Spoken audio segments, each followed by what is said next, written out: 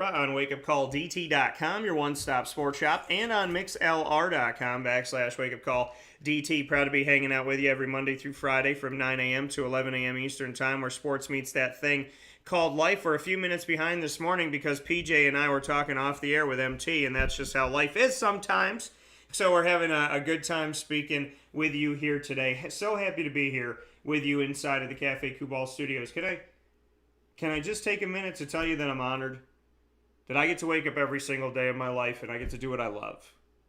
I know that that's something that I'm used to, and I need to understand that that's something that doesn't happen every day to every person. I want it to. I hope it does. I hope you get there to a point where you're doing what you love and loving what you do, because I don't want you to do the alternative. But let me just say, what I've gotten to do in my life, it's incredible. And I'm excited, going to bowl games, going to March Madness, going to the Dome, being able to have these shows and have people on that I want, like Papa Joe, coming up with different segments, working with companies, building business relationships and partnerships, connecting with the Syracuse alumni that I grew up watching play on the field and on the court, and now calling them friends, traveling all over the country. And being able to do this thing and call it a job has been a beautiful thing, and I'm eternally grateful to God for that. So with that being said, I say good morning. I hope you're having a good day. And if you're not, we're going to make it better. And if you are, we're going to make it better, because that's what we do here. This is the Thursday Trio, is what I'm calling it today. We have Papa Joe in his normal spot of 9 a.m. to 10 a.m. Eastern Time. And following Papa Joe this morning, we will have Airon Servais join the broadcast for a live conversation with the super senior from Syracuse, who spent 6 years, I think, total at Syracuse. And he'll be with me today. He played right tackle, left tackle, and center for the Orange. And he'll be talking with me about his experience at Syracuse, why he chose to stay for the 2021 season, and so much more, including his thoughts on Dino Babers, his thoughts on where Syracuse is headed, blocking for the first 1,000-yard back for Syracuse in almost a decade, and so much more. That's all coming up on today's show with Airon Servais at 10:15 a.m. Eastern Time. And then we're going to extend the show out a little bit longer, and we're going to go past 11 at 10:50 a.m. Eastern Time. I'll be welcoming Tim Lester to the broadcast, former Syracuse offensive coordinator and quarterbacks coach, who is the reason why Eric Dungey came to Syracuse. So if you think Dungey should be on the Mount Rushmore of Syracuse quarterbacks, you can thank Tim Lester.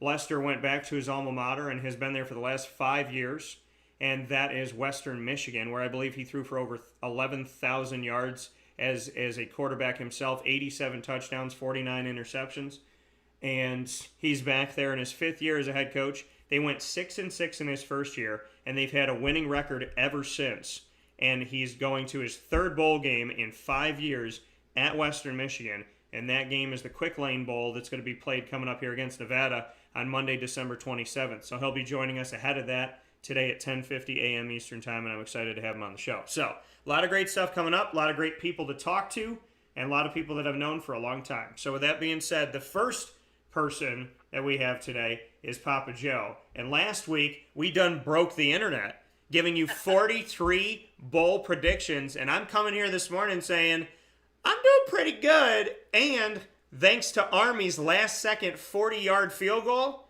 your boy's in really good shape. So let's bring on PJ this morning. Papa Joe, how we doing? Good morning, Daniel. Yeah, that was a lot of fun last week. Hey, kudos to Western Michigan. That's a good job your buddy's doing over there. That's not an easy place to play because you're always playing the big boys. Yeah, he doesn't shy away from competition. This year, out of conference, they played Michigan in their first game, and then they also played Pitt, and they beat Pitt on the road. The team that went on to win an ACC championship and is playing in a New Year's Six Bowl was defeated by Western Michigan.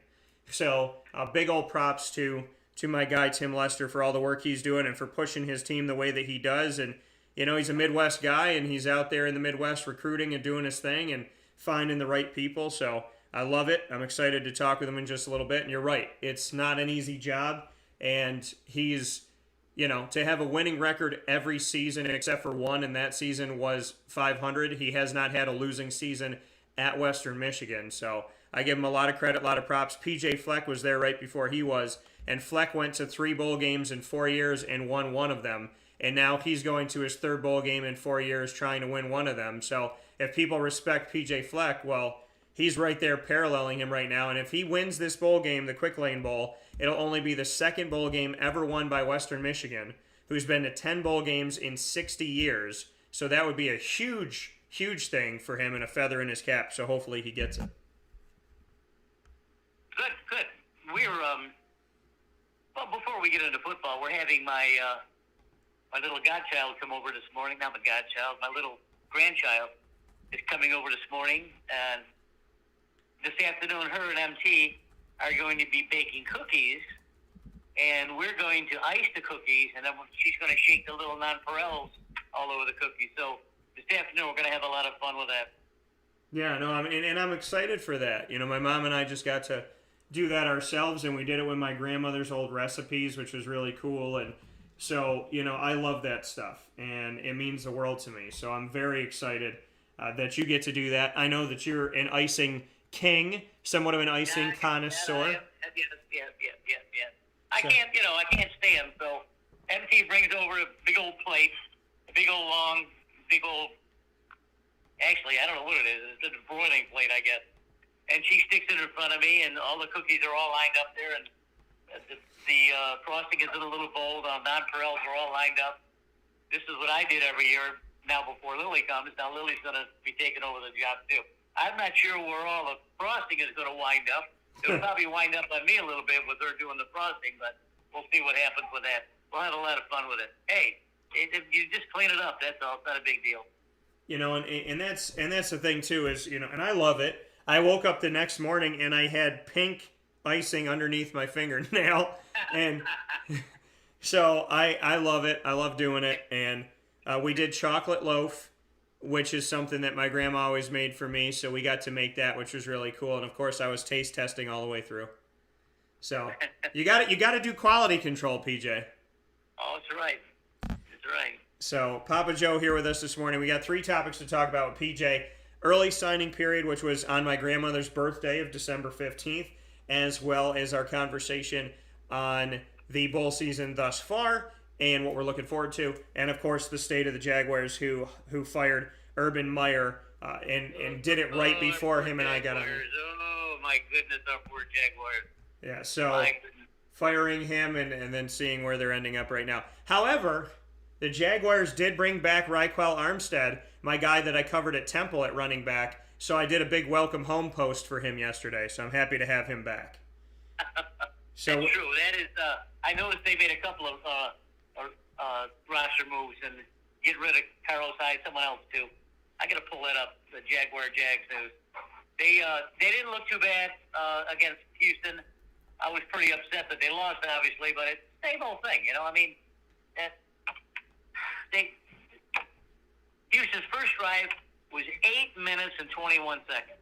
Yeah. I mean, you know, they get behind the 8 ball. I know that's a trade thing, but every week they get behind the 8 ball. If they ever would score first or stop the offense, maybe things would change. But and then they give up a long kickoff, and before you know it, it's 14-3, and you know they are not a come from behind team, and it's frustrating. I'm thinking to myself, you know, they could have beat this team last week.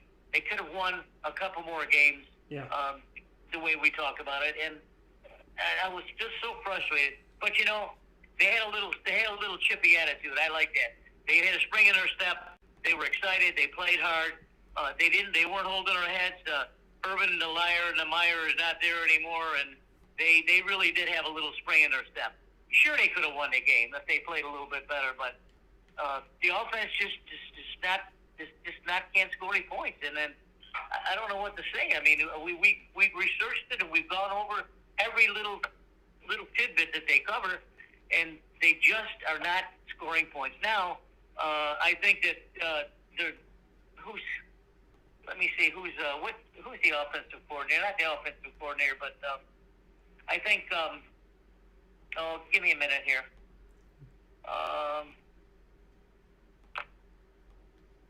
Someone else is going to call plays. Let me put it that way. Yeah. It's not going to be. Welcome to. coordinator. It's going to be, help me out here, Daniel. Who's calling plays? Schottenheimer. Yeah, so Schottenheimer's going to call plays. Yeah. Bevel is not going to be calling plays, so Bevel can look at the whole game, and I like that because Schottenheimer comes from a good family. His father was brilliant on the offensive side of the ball. Yeah. So, maybe things will shake up a little bit. Maybe they'll move the ball down the field a little bit more. But, Robinson ran for 75 yards. Normally, when a back like that runs for 75 to 100 yards, there's a good chance of winning. Lawrence completed 22 of 35 for 210 yards. That's not bad, not good, but they got to have more than 300 total yards. They got to have more than that. They got to score. They got to score early to put some pressure on opposing defenses. I mean, these teams look at the Jaguars are coming in town. We can score real easy on them, and then we sit back and play prevent defense. And that's the way I see it. I mean, I don't know whether there's any other way to look at it. I mean, they're just not scoring any points. They have the talent on the wide receivers. They got a super running back, a franchise quarterback, a fair offensive line. I mean, the offensive line has given them enough time to complete passes. Maybe Lawrence isn't doing it. But, last week I criticized Khan, which I normally don't do, because I admire him greatly as being a worldwide businessman. But, he struck out on some moves here. I'm sure he doesn't strike out too often when it comes to hiring big bananas. He struck out with Gus Bradley. Yeah. Doug Marrone, Meyer the Liar, and we put Tom Coughlin in there too. So, in the last 10 years or so, he has not hired the correct people to run this football team. No. He thought he did, and the NFL thought he did too. But for some reason, it's not coming together. Gus Bradley, God bless him, he's a good guy, hardworking, good defensive coordinator. Doug Marrone, he's a big old tall teddy bear. And Urban is a liar. Meyer the liar. So those guys, along with Coughlin, doesn't put Khan in good light the rest of the league. I know he's a brilliant businessman, and I know he makes good moves. He probably makes moves every day, all day long, around the world. But he's not doing it here, and I'm not sure what the problem is. Maybe he's not doing his due diligence. Maybe he's not getting enough input from football people. Maybe he doesn't need to listen to football people anymore. Maybe he needs to listen to his own family and say, hey, let's do it this way. Let's check this out. Maybe let's go into the college ranks this time instead of Bradley and Marrone and even Meyer. So I don't know what the answer is, Daniel, but I was glad to see a spring in their step this last Sunday, and I think they got a decent shot of beating the Jets this week. Yeah, but here it is. I mean, the Toilet Bowl is this Sunday. It's the Jets and the Jaguars. We get to watch the Toilet Bowl, the fight for first pick. I argued that they should have the Super Bowl and the Toilet Bowl, and the Toilet Bowl should be the bottom two teams in the country fighting for first pick. The irony of this is that the Jaguars and the Jets were fighting for first pick last year. I do not want to see this team have to fight for first pick again this year, because that's telling me that they really haven't gone anywhere. And, I want to believe, and I know that that's not true. I know that on paper, this or that. I know that they've done some good things. I know that they've made some good moves. I know that they have some good players. I know that they, but the wide receiver core is not working out.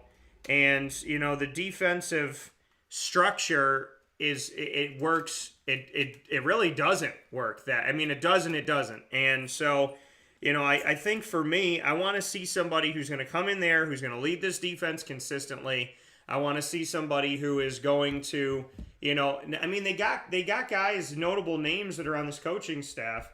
Charlie Strong, a guy that I covered when he was at Louisville, and Charlie Strong and I have kept in touch with each other, kept in touch when he was at South Florida, and he's the assistant head coach and inside linebackers coach, so I know him, and, I look through this too, and I look at some of these other names. Bernie Parmalee is one of the running backs that I remember from history in the NFL, and he's the running backs coach for the team now. Chris Ash, who was up for the Syracuse job and ultimately chose Rutgers, and then was let go from Rutgers shortly after. He's the defensive backs coach for the safeties. So, I'm looking at the names on this staff, and some of these guys are names that, obviously, like I said, I know. Quentin Ganther, offensive quality control coach, obviously here. You talked about Brian Schottenheimer, the passing game coordinator. So, seeing all this, I wonder to myself, who is going to be the guy that they bring in? Are there any rumblings down there, and is there any credence to the fact that they could try and take Charlie Strong from within the staff and make him the head coach, or is there anybody else you've been hearing? Well, Charlie Strong certainly has had his opportunities. He was at Texas, that didn't work out. Of course, Louisville, he killed him. And he was a defensive coordinator when Mullen was Mullen was coaching at Florida. So Charlie Strong has a history, but it's not a good history when he's leading a team. I have heard a lot of stuff, and most of the talk is about Josh McDaniel. And it seems like every year Josh McDaniel's name comes up when it comes to a head coaching job because of his offensive brilliance and his working with Tom Brady. I don't know if that's going to happen. I know there's a lot of talk, and I know that he's well thought of. Of course he's well thought of. The problem I have with Josh, and even the Lobster Bowl captain, is that when a Lobster Bowl captain supposedly retires, Josh McDaniel is supposed to take over the Patriots. I think that's what he's waiting for. But the grumpy guy doesn't ever let go of the reins, and Kraft says, I want to keep Bill Belichick. I want to keep him. And anyway, McDaniel's hanging in the lurch, and he's passing up all these jobs. Well, if I were Josh, I would say, hey, I can't keep doing this. I'm going to set a timeline here. No pressure on Bill. If Bill retires in the next couple of years, I want the job. But if you're not going to retire, I need to look elsewhere. And frankly, Josh McDaniel would be a perfect fit for this team because Lawrence is a Tom Brady kind of quarterback. Big, tall guy, smart kid. Josh McDaniel would love coaching this kid. Love it. So other than, the recycled names that you hear all the time out there, I'm not going to mention them. There's too many of them to really cover. But the one that really sticks out for me is Josh McDaniel. Well, but he was up for the job before, and I put him on my big board when I was trying to figure it out last time. I had Tom Coughlin up there. I had Doug Marrone on. I mean, I knew Doug Marrone was going to be the coach, and that was just something that I didn't have any really concern of whether or not that was going to happen. But I had a list. I had a big board. I had Tom Coughlin on that list. I had, Josh McDaniels on that list. But does it concern you that Josh McDaniels accepted the job allegedly with the Indianapolis Colts, and they had planned around him and he was going to do it, take this job and move forward, and then he decided last minute to stay in New England, stay with them, be their offensive coordinator? The fact that he said he was going to dance with the Colts and then he never picked them up for the dance. He said he was going to the prom with the Colts, and then the car never arrives. There's no Lincoln out front. They're all ready and dressed up to go. And they're wondering, where's Josh McDaniels? And he's dancing at the prom with the Patriots. Does that concern you that he did that? No, I'm not even going to broach that. I don't think it's necessary. I think that McDaniel has his ear close to everything that's happening in NFL. And I think that he knew Andrew Luck was not long for the world. I think he knew that Andrew Luck was not going to continue with the Colts, and he was going to retire or do something drastic. I think he sensed that. And if he sensed that, if you're going to go take over the Colts, you've got to have Andrew Luck. Now, with Frank, what's his name? Frank Wright is the coach now, and of course bringing in Carson Wentz is a huge advantage for them. Yeah. But I think that Josh sensed that was going to happen, which is why he backed out. I don't fault him for that. It was maybe a poor decision at the time. Maybe they didn't put all their cards on the table. But I think that's what happened this time around. If he's not in line for the Patriots job, he needs to take care of himself and his family. And I think that's what's going to happen this time. If he's thought of highly enough by Khan will bring him to our dance. Well, hopefully Khan knows what to do because he brought somebody to the dance that was grinding up on somebody else. So Yeah, I know. It wasn't. It didn't look good on Josh McDaniel, but still, the fact is he's a great mind. He's learned from the best of the best. He's had the best with Tom Brady. So I mean, I can't fault him for looking elsewhere. And frankly, I would love to see him take the Jacksonville job if it's offered to him. Yeah, I think he's the best candidate as far as name-wise of people that have maybe come up. I think that he holds some weight there when you're looking to make a splash. And obviously, we saw that Shad Khan, the owner of the Jaguars, tried to make a splash with Urban Meyer, and it backfired on him. But there is the notion that this could be just as big of a splash name, but for reputation and for actual NFL success and not so much just namesake. So there is value in this. Are you hearing anybody else besides Charlie Strong and Josh McDaniels? No, I haven't. Not really. A lot of talk, but again, recycled names, old coaches. I did hear what's the guy that Jeff Fisher name has popped up. Okay. He hasn't been coaching for quite a while. And he's still a young man, so his name popped up. Josh McDaniel, wherever he goes, even if he stays at New England, he's going to be the offensive coordinator, period. If he were to take the Jaguars job, I would look for him to keep Charlie Strong and make him the defensive coordinator, and don't worry about the defense. Give it to some quality guy, class guy like Charlie Strong, and give it to him, but let him run the defense, and don't worry about it. Let him run the offense. I think that's what he's looking to do. If he's being thought of that highly by the Jaguars, then of course he should be hired. And Jeff Fisher, he was a winner for many years with Tennessee. I mean, Jeff Fisher's no slouch, but maybe I think he got burned out a little bit. Now I don't know what he's doing. He's doing some quality control for a team or something like that. But Jeff Fisher and Josh McDaniels are the two that I've heard down here. Okay, that coming from Papa Joe here on Wake Up Call with Dan Tortora, where sports meets life as the Jaguars look for their next head coach. We will look to talk about more on the gridiron, but in the college football ranks. Before I go there, though, I have to have this being said to Mr. PJ. Greg, who has been a loyal supporter of Wake Up Call with Dan Tortora for years now, and I appreciate that here. I very much thank him for watching and listening every morning, and he loves the segment with Papa Joe. And he said this morning, hope you have a blessed Christmas as well as a fruitful and healthy New Year, PJ. So, thank you, Greg. I'm going to throw this spoon. So that coming from Greg to PJ and that love coming back. So speaking of coming back, we're going to take a step aside. We'll be back right after this fast break on Wake Up Call with Dan Tortora, where sports meets that thing called life. And when we come back, we'll head to the college football side of things, speak with Papa Joe about the early signing period, and so much more, right after you hear a message from a place that PJ and I love so very much, and that is the one and only Chick-fil-A. Right after this, we'll be back here inside the Cafe Kubal studios. Stay here with us on Wake Up Call with Dan Tortora.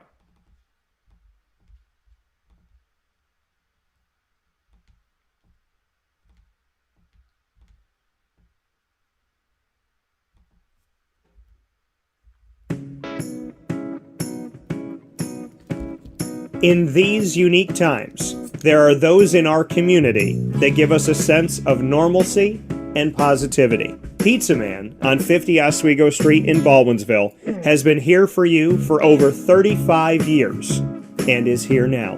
Call 315-638-1234 or order online at pizzamanbville.com to bring those familiar tastes into your home. And remember to come see our monthly on-site broadcasts centered around the community and our Baldwinsville Bees. Pizza Man in Baldwinsville. Any way you slice it, they are always here for you.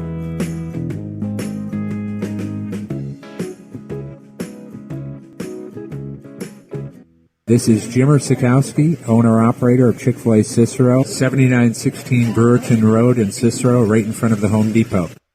I had a deep feeling that God wanted me to do something bigger with my life and to help people, help others. I kept putting Chick-fil-A in my life, and I realized as I was going through the franchise selection process that positively impacting the lives of others was really core to what we do here at Chick-fil-A.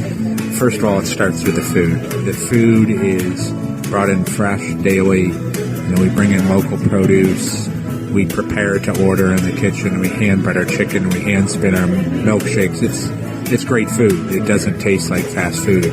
I think the second thing is the way people feel when they come in a Chick-fil-A restaurant. It's different. We try to treat people with intentional kindness here, which is very different and deeper than good customer service. And so I think it feels remarkable for most people to come in a Chick-fil-A restaurant. And then lastly, the impact that we try to have in the community is very different. It's a big part of the expectation of every operator of a Chick-fil-A restaurant is that they're actively engaged in their community, they're a leader in the community, and they're making a difference. When they realize that what we're striving to do is to shine a little light in their life, that's a very, very different experience than you will have at any other quick service restaurant. And it's that remarkable experience that I think people will emotionally connect with.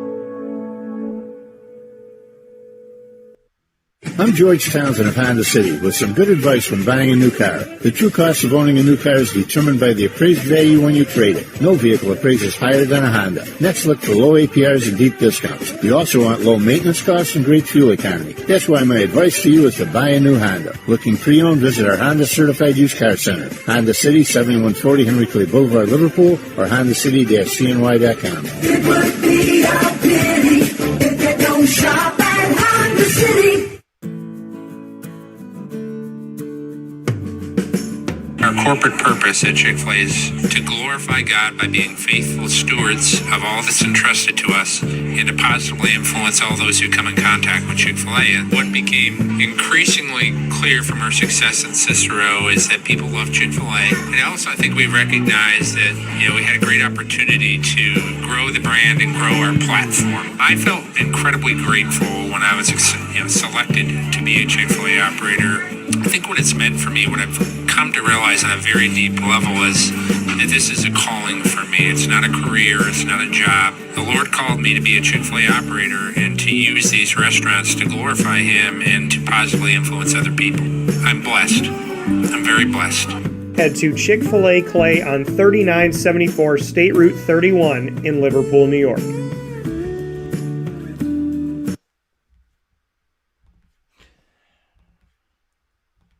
Welcome back here to Wake Up Call with Dan Tortora on wakeupcalldt.com, your one-stop sports shop, and on mixlr.com/wakeupcalldt. We're hanging out here inside of the Cafe Cubal studios, and hope you're having a fantastic day and staying safe and staying well. Cafe Cubal, mind you, folks, is a fantastic place to go and get all your Christmas needs for people because they have their Christmas blend coffee. They also have their travel cups, travel mugs, I don't want to call it like a mug. It's like a giant thermos, but keeps stuff cold, keeps stuff hot. They're really cool. They got them in different designs. They, of course, have their Christmas mugs for you.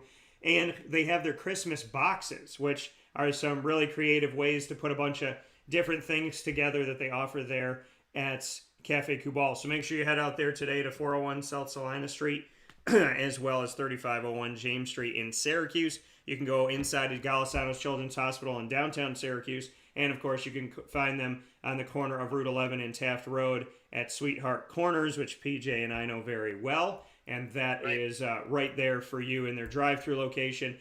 And you can find them on 343 Fayette Street in Manlius, New York, in their giant behemoth of a brown-striped building. So make sure you get out there today. I spent a lot of money out there at Cafe Cubal. I put my money where my mouth is. I don't tell you to do it if I don't do it myself. And let me let you know, I think I just paid the salary for somebody at Cafe Cubal a couple days ago. So I bought a few things. I did. I took care of a lot of Christmas gifts. So with that being said, happy to be here with you inside of the Cafe Cubal studios. We're chilling with PJ.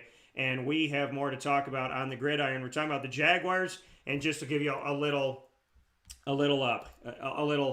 crash course in what we talked about here. Raquel Armstead is back at running back, so I'm a happy clam. Also, Darrell Bevel, as you know, has taken over as interim head coach, which has left Charlie Strong there still as the assistant head coach. And the notion of, could it be Charlie Strong? Could it be former Titans head coach Jeff Fisher, who had a lot of success with them during the Eddie George years, and Steve McNair?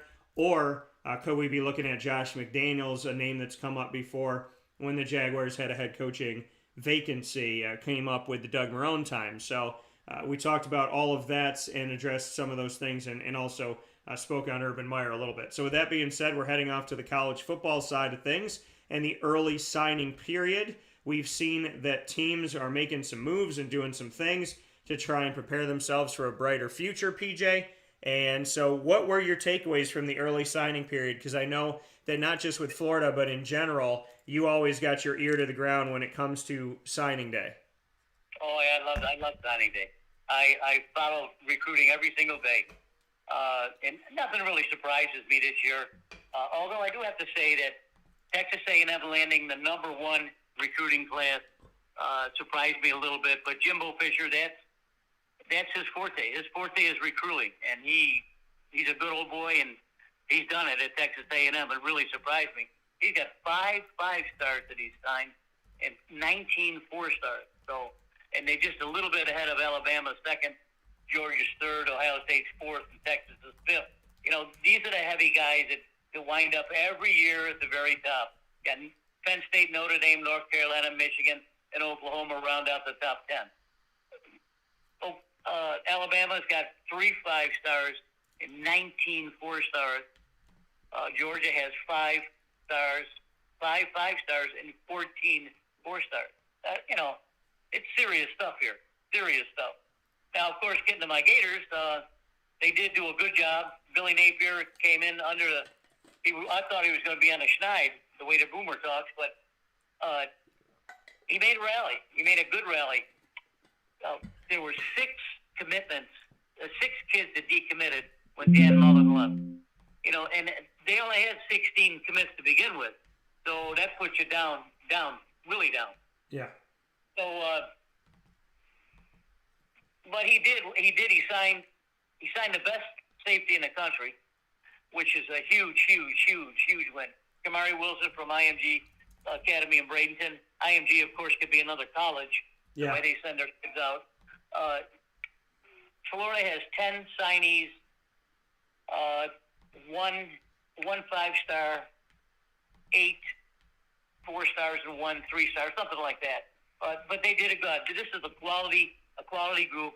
Not very many, obviously. So he's got another 10 to 12 spots that he can fill, and he's already on the field, really hustling. But getting Kamari Wilson, that came out of right field to me. I knew he was well thought of. Billy Napier is well thought of by this kid, and somehow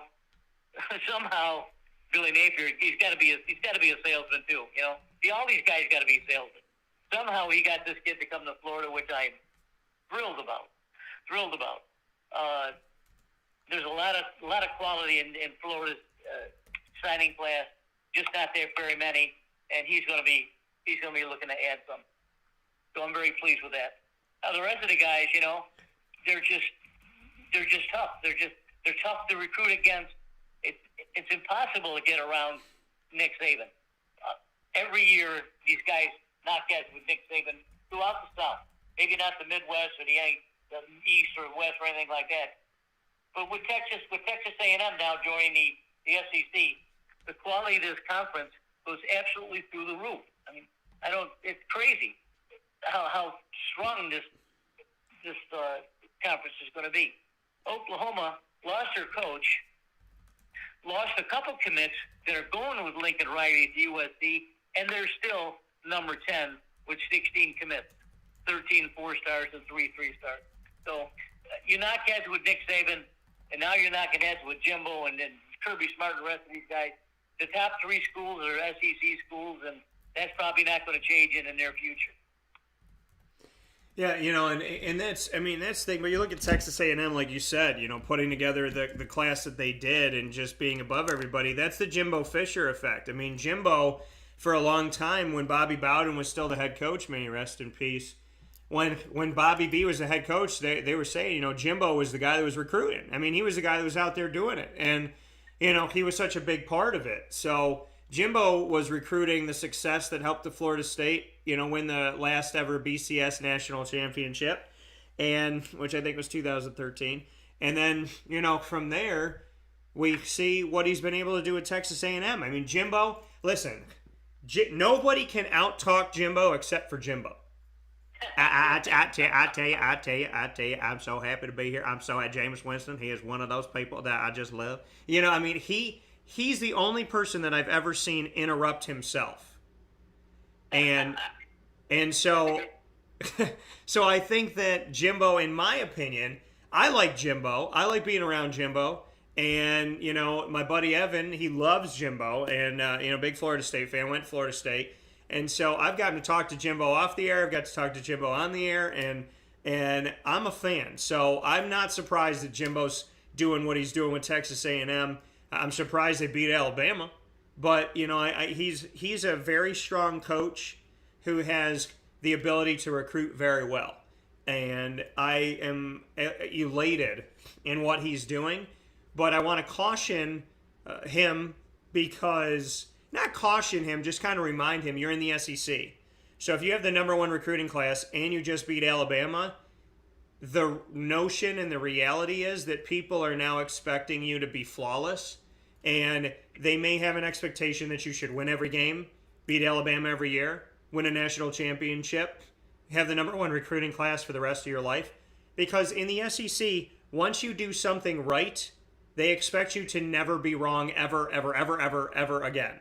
So I love what Jimbo's doing, but I'm also nervous for him, knowing that now that he's putting more of a spotlight on him, how big of a shadow does this cast, and how much expectation comes from it?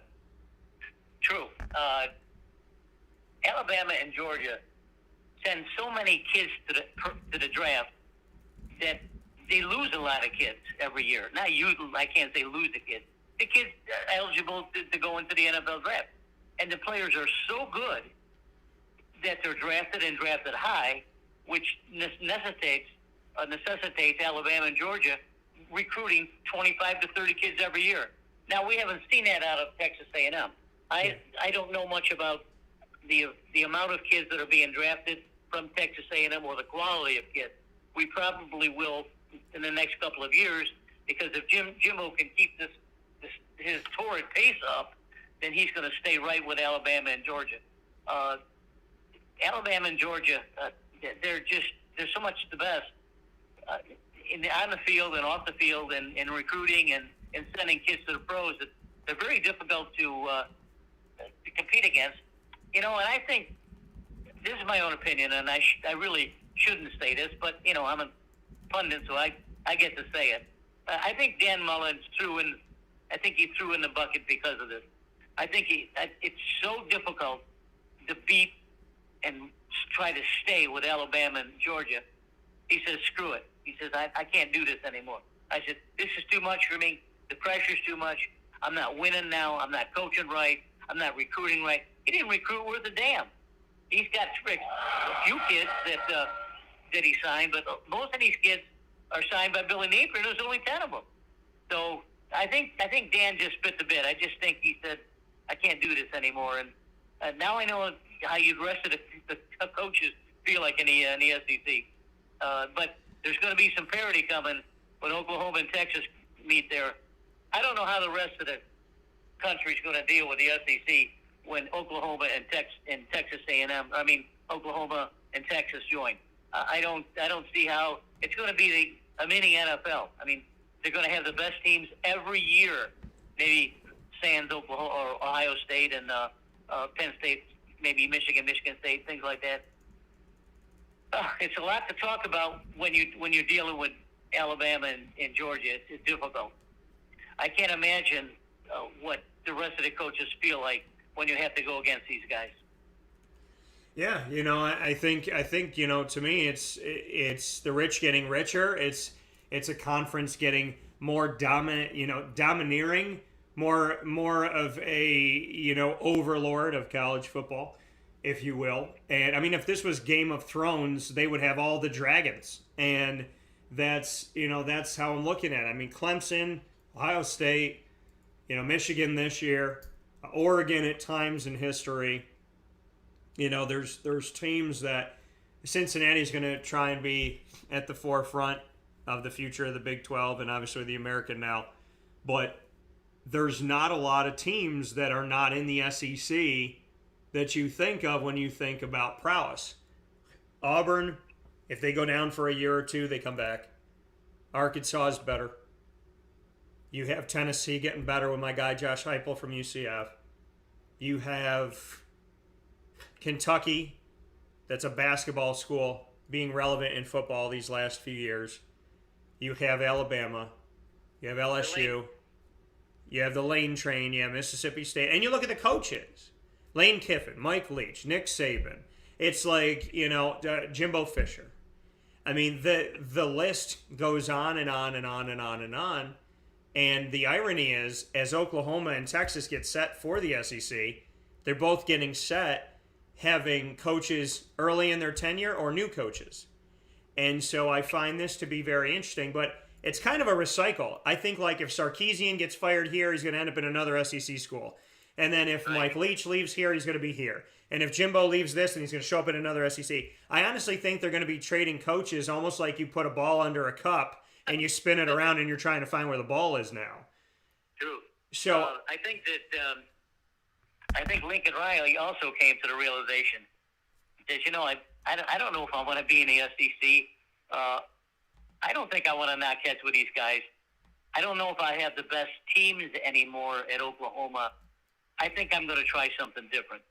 So what does he do? He goes to cross country, but he takes his two best recruits with him, 2 5-stars with him, 1 quarterback and 1 running back.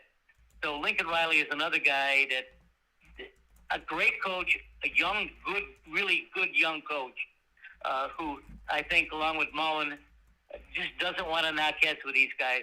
They'll play him in a bowl, and I don't think they're going to play him during the season. But Lincoln Riley is going to be in an area that I think he can dominate over there in the West Coast. I think Oregon is not going to be a factor anymore, losing Mario Christopher. I think the ACC is going to be coming up an awful lot. I think Clemson and North Carolina have done a hell of a job. Miami's going to be on the way up. Clemson, by their standards, did not have a very good year. yeah. But by most standards, it's a good year. And if they win their bowl, it's icing on the cake. Dabo Swinney does not like the situation he's in, that's for sure. And I know I like to call it the second coming of Tua because I can't pronounce the kid's name. He did not impress me at all. So if they got another quarterback hidden somewhere, they better figure it out. So the recruiting game is difficult to analyze. But, at the end of the day, it's always the same guys. It's the same guys that are going to recruit well, the same guys that are going to coach well, and the same kids that are going to go to the NFL. So there you are. And we look at this, and we look at what this team has done, and what like you talked about Clemson, they're 9-3, they're 6-2 in the ACC. That's a bad year for them. For them, if that was Syracuse's year, people would be dancing in the streets. You'd think it was Mardi Gras. There'd be people running around. Honestly. There would be wine everywhere. People would be jumping in shopping carts at Wegmans and crashing into giant displays for Christmas Coca-Cola. If Syracuse was 9-3 and they were 6-2 in the ACC, everybody would be out of their minds right now. They'd be wearing their underwear on the outside in, like Superman. People wouldn't know how to deal with life. They'd be knocking those they'd be running up to the, why can't I think about it right now? Not the fire extinguishers. They'd be running up to the, why can't I think of it? The thing that the water comes out of, Dan, my goodness. The fire hydrant. They'd be running up to fire hydrants, hitting those things with crowbars, shooting water all over the place. It's 3 degrees up here, so it'd be immediate ice. They'd shoot the water, then it would be like an ice slide. Then they'd jump on it like Bills fans thinking that they were going to do something cool. 9-3, and if you win a bowl game, you got 10 wins. You got double-digit wins for your season. Are you kidding me? Oh, my God. Clemson's so bad. They need to restructure. They need to get rid of Dabo. Like, are you on drugs? Are you doing acid? Is this the 60s? Like, what? In what world is 9-3 bad? And I got to tell you something. For another team that dons the same color orange, Syracuse would trade places with you in a heartbeat. Because 9-3 would be a great year. 10-3, which Clemson could be with a bowl win, is Syracuse's best year in like 21 years. So if this is Clemson's worst year and Syracuse's best year in 2 decades, it shows you a tale of two teams wearing orange. But sweet mother of Jehoshaphat, if we were living in a world where Syracuse was 9-3, wow, there'd be hides, hot dogs getting shot out of cannons inside of helicopters right now, PJ. Well, I'm going down the list right now. And I'm trying to find Syracuse. There it is. Syracuse has 12 recruits. They're number 68. They have 12 recruits, and they're all 3-stars. New Jersey, Ohio, New Jersey, Maryland, Wisconsin. One kid from Florida. Yeah. South Carolina, Flat Rock, Michigan. You know, most of the northern kids. But you know, your buddy's got to do a lot better than 10, because actually in the ACC rank, they're number 13. You can't play Florida State and North Carolina State and Clemson when your ACC rank is 13 in recruiting. So look for your boy to step it up. So no, I mean, listen. I think right now this it's just a horrible situation in Syracuse. But cut and paste that from something I would say, years ago. So it's just ridiculous, and I don't like it. Greg said that his daughter loved my rant about Syracuse. So He did a good rant last week, though. That was a good rant. Yeah, I mean, I know last week I went in and I paused. And I said all that stuff, and then you went, yep. And I went, it needs to be said. And you go, and I said I needed to say it, and you said, I know you did. But I mean, listen, don't get it twisted, people. I want Dino to succeed. I want any coach to succeed. This is my hometown. This is my community. I'm an impartial broadcaster. I tell you when they're going to win, and I tell you when they're going to lose, based on what I believe. And, so for me, I'm not like blinders on, rose-colored glasses. I see the issues. I just want somebody that cares enough to fix them. Dino has been here for 6 years, and there's been a mouse that crawled through the wall. There's been mold everywhere. There's a hole in the ceiling, and he's not even putting duct tape on it anymore. He's just going, well, now it's a skylight so you can look outside. It's pretty. I mean, he's not fixing anything that's wrong with the foundation of the house. And when you're not fixing the foundation of the house, and now it's wintertime, so now there's snow coming through there, all the mice are running in the house through that hole in the wall because they're trying to hibernate, find something to do for the winter. And on top of that, the mold is all over the place, and now it looks like we have wallpaper because now the mold actually looks like a design. He hasn't done anything to make me believe that they're going to get better. So I agree. And I'm looking at the list here. I see no kid from Syracuse, New York, or the surrounding area of Syracuse. And 2 kids are recruited from Florida. One from Kissimmee, which is Orlando, and the other is American Heritage, which is another powerhouse. The rest of these kids all come from the north, but no one from Syracuse. So you have good weapons, Daniel, to go at this guy. I mean, you're saying it the way it is. I mean, he's got a kid from Australia, for Christ's sake. He's got a kid from his punter from Australia. Yeah. You mean you can't find a punter in Syracuse?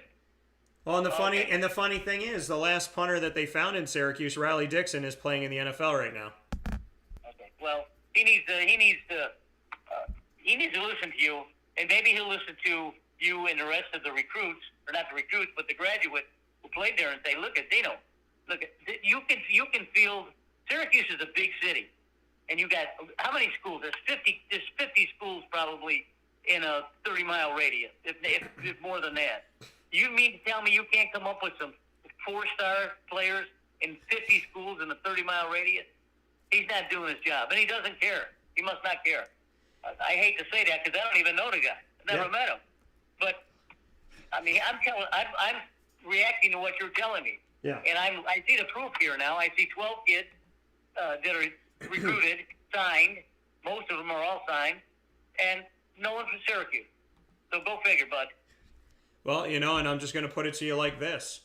When people that just follow the bouncing ball but don't even understand where it's bouncing to, when people say to me, Dan, get off this New York State thing.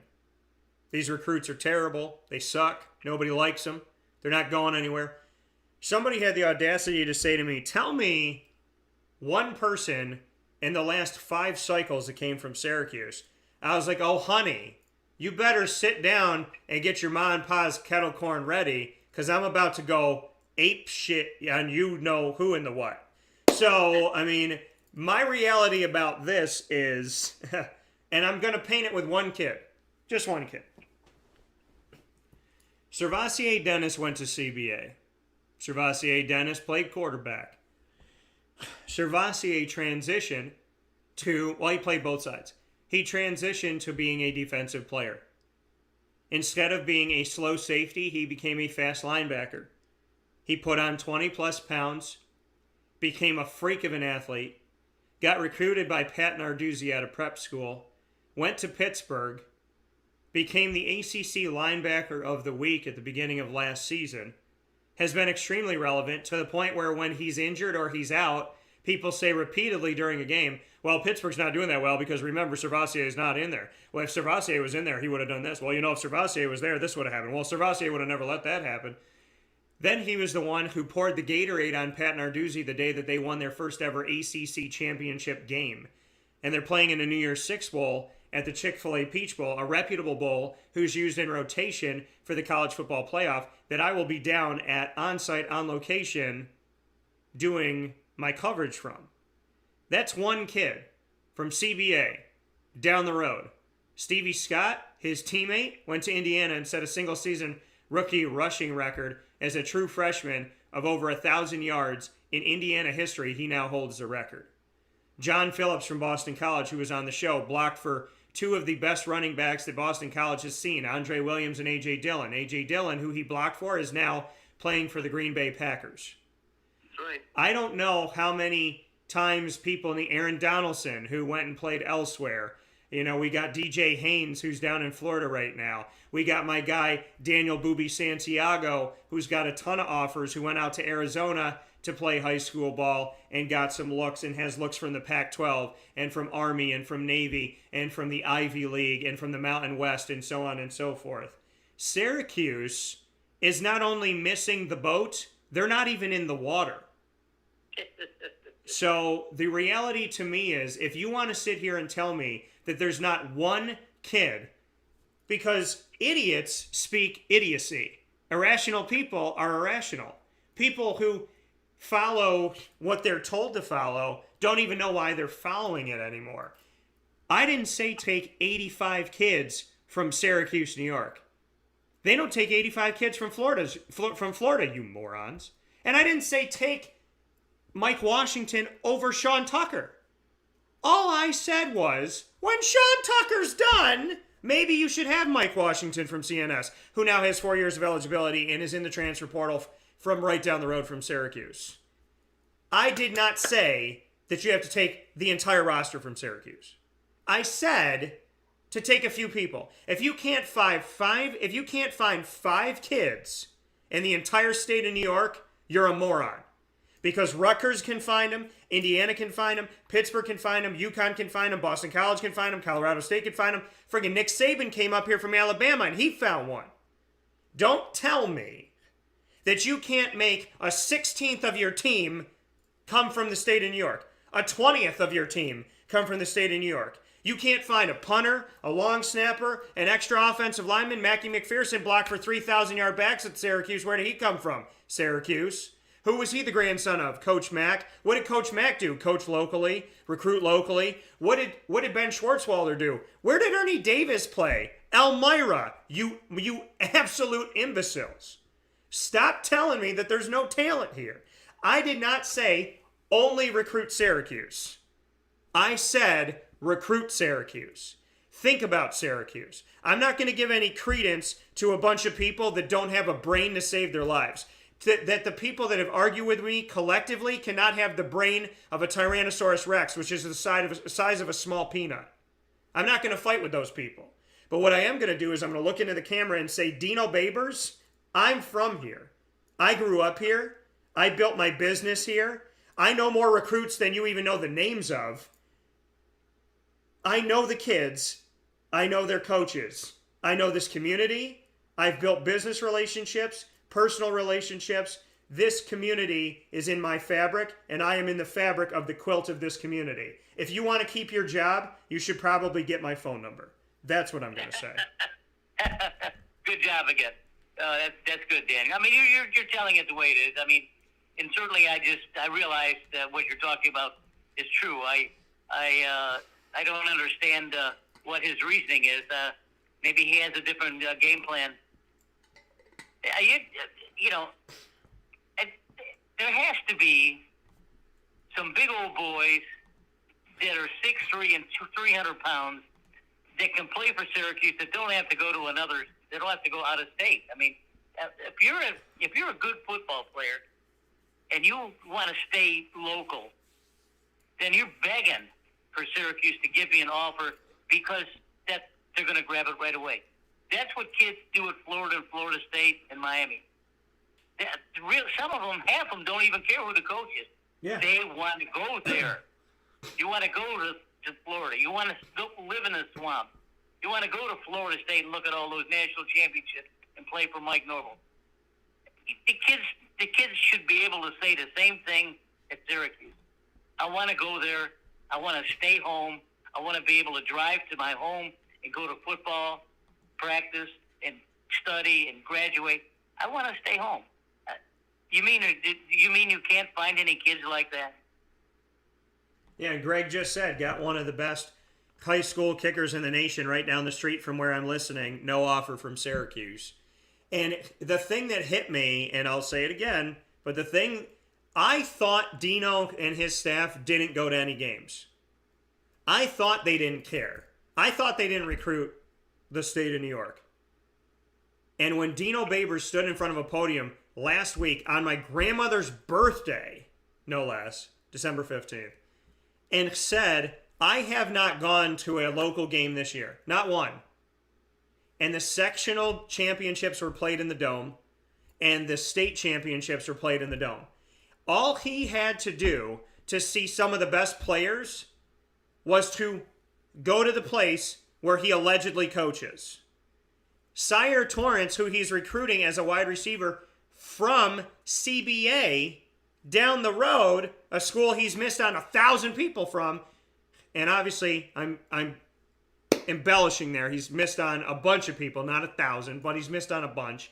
Because I know someone's going to go, oh my God, Dan, I'm going to count. There's only 999. You were wrong.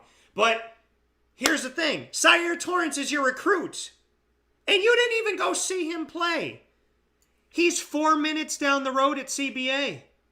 The fact that you just told him and his family and his coach, I'm recruiting you, I offered you, I didn't come to any of your games this year, home or away, I didn't come to your sectional championship, and I didn't come to your state championship. He just told Sire Torrance, a guy who has an offer from him, I did not take 5 minutes out of my life in the past year to see you one time. You think Sire Torrance is going to come to Syracuse? No. Well, it's all well said. I mean, we've hammered him 2 weeks in a row, and we certainly show the proof when it comes to recruiting. The polls don't lie. When I say that 90% of the kids from Florida go to Florida, Florida State, or Miami, Florida, certainly, that's true because they recruit the state. And for Dino to not use the resource of the state of New York and even the Syracuse area to not get recruits is apprehensive. It's just awful. There's no words that I can describe it. I mean, I'm not going to criticize the guy anymore because I really don't know him. I just know from what you're telling me, which is the truth. And I just looked at their recruiting list, and I didn't see any Syracuse players there or anyone from the surrounding area. So I don't know what it's going to take for him to understand that if he wants to have a successful program and reach out to some of these kids locally and say, you would fit good in my system. You can block for me for the next 3 years.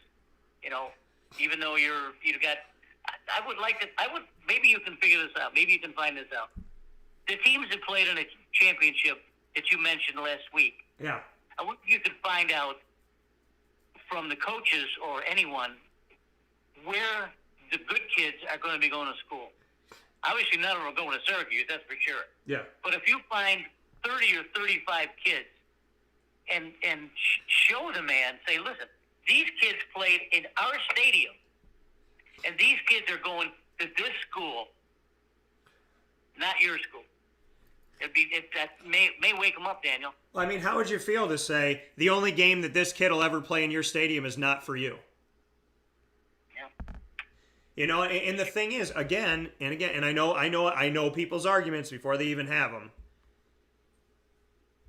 I know you're going, well, they go to Florida, Dan, because Florida's got history. Syracuse has history. Well, they go to Florida State because Florida State and Florida haven't been good lately. There's no reason to go to the Gators at 6-6. So, you can't even sit here and have that argument. Well, Dan, it makes sense for them to go to... No. Kids like to stay home.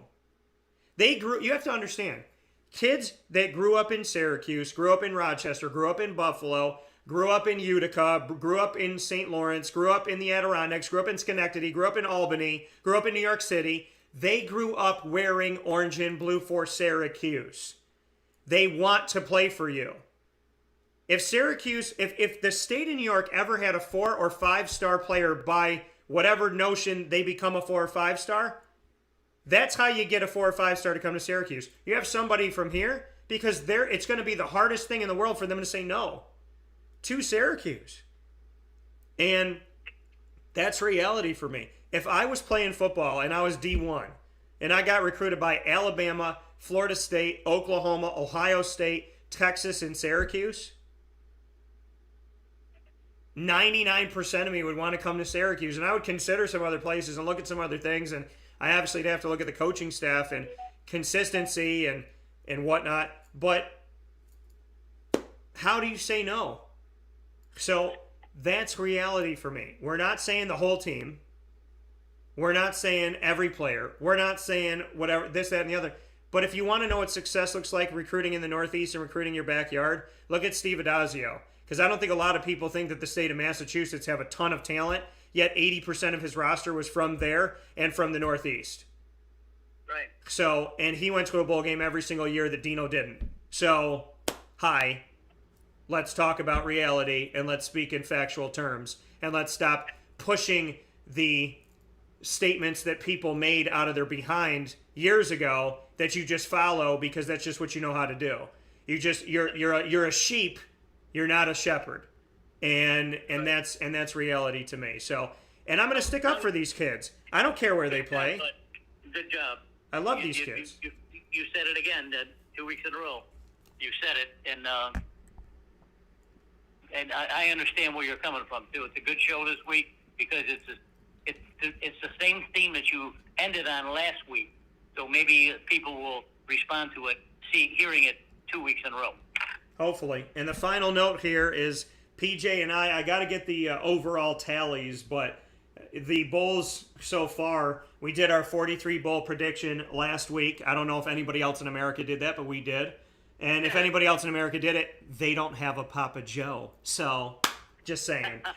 Anywho, so the Bahamas Bowl, Middle Tennessee, and former Syracuse head coach Scott Schaefer got that dub. Congratulations to him. I got that right. And Coastal Carolina got the victory in the Cure Bowl, had that one. App State, I missed on this one. They lost in the Boca Raton Bowl to Western Kentucky. I believe I had Fresno State in the New Mexico Bowl, so I got that win. And then UAB won the Independence Bowl. Liberty I had for the Lending Tree Bowl. Utah State I had for the Jimmy Kimmel LA Bowl. And then Louisiana we had for the New Orleans Bowl. Tulsa I had for the Myrtle Beach Bowl. Kent State I had for the famous Idaho Potato Bowl. They lost that one. San Diego State I did not have over UTSA. and they won the Frisco Bowl. Army came back last night and won the Armed Forces Bowl. And so now we have, Frisco has two now. So now we have the Frisco Classic, which is in its first season as a bowl game. It's being played in Frisco, Texas today at 3:30 p.m. Eastern Time on ESPN. Miami of Ohio and North Texas, both 6-6. And then we have the Gasparilla Bowl, which will give us an early look at something that was already been agreed upon as Battle Florida. Florida and UCF have agreed to play 3 games in the not-too-distant future. We get a 4th game this year in a really cool way as they play in the Gasparilla Bowl in Tampa at 7:30 p.m., or I think it's 7 p.m. Eastern Time. This one says 7:30 on ABC today, December 23rd. Florida takes on UCF. I asked the people what they thought was going to happen, and 53.8% picked UCF, and that's how it stands this morning. 46.2% picked Florida. What do you think about Florida UCF tonight, PJ? I'm sure this is the first bowl game you're going to be watching. I will. I'll be watching this one. I do have something to say about Florida, again, that was in the news. Texas A&M not going to the bowl game, not going to the Gator Bowl. Well, the Gator Bowl wants Florida. Now, the AD, Strickland, got on and said, listen, we appreciate it, but that's too much for our boys. We're playing a game. We're playing a bowl now. I don't think we need to play a bowl next week either. So we're gonna beg out of that. So Texas, the Gator Bowl needs another team, but someone that can draw. Certainly not Texas A&M. Unfortunately, can't play because there's so many COVID cases. But someone's going to have to play. Someone's going to have to play. Not going to be Florida. Yeah, we're looking at it right now. The Gator Bowl potentially looking at Rutgers, looking at 5 and 7 teams. And here's the thing that's interesting: Rutgers, if Syracuse had beaten them, maybe they would have gotten this phone call. So every game matters. Just so we can be clear about that, especially if Rutgers ends up going to the Gator Bowl. So with that being said, for Papa Joe, a Merry Christmas to PJ. We say happy holidays for all of you here for Kwanzaa and Hanukkah and Christmas. But on Christmas Day, if you, and I've already tested this theory before. If you get gifts on Christmas Day for someone else's birthday named Jesus, you better learn how to say Merry Christmas. So, with that being said, Merry Christmas, PJ and Mary, and I look forward to talking with you soon. Okay, see you later, bud. Take care. That coming from Papa Joe. We're going to take a quick step aside on a wake-up call with Dan Tortora, where sports meets that thing called life. When we hop back into the Cafe Kubal studios, we will be here live with Airon Servais, who spent a lot of time with the Syracuse Orange out of Wisconsin and is now looking to block in the NFL. He comes up right after this fast break where sports meets life on Wake Up Call with Dan Tortora.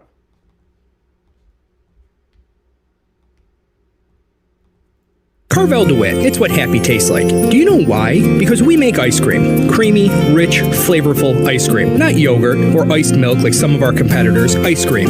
Fresh, by hand, daily. For the calorie conscious, we have something new for you. Our new Carvelite. Same great flavor, creaminess, and texture of our regular ice cream with only 35 calories an ounce. So whether you want an ice cream cake, flying saucer, dasher, carvalanche, hard or soft ice cream, we will satisfy your craving with our fresh, handmade regular or new Carvelite ice cream. Carvel DeWitt. It's what happy tastes like.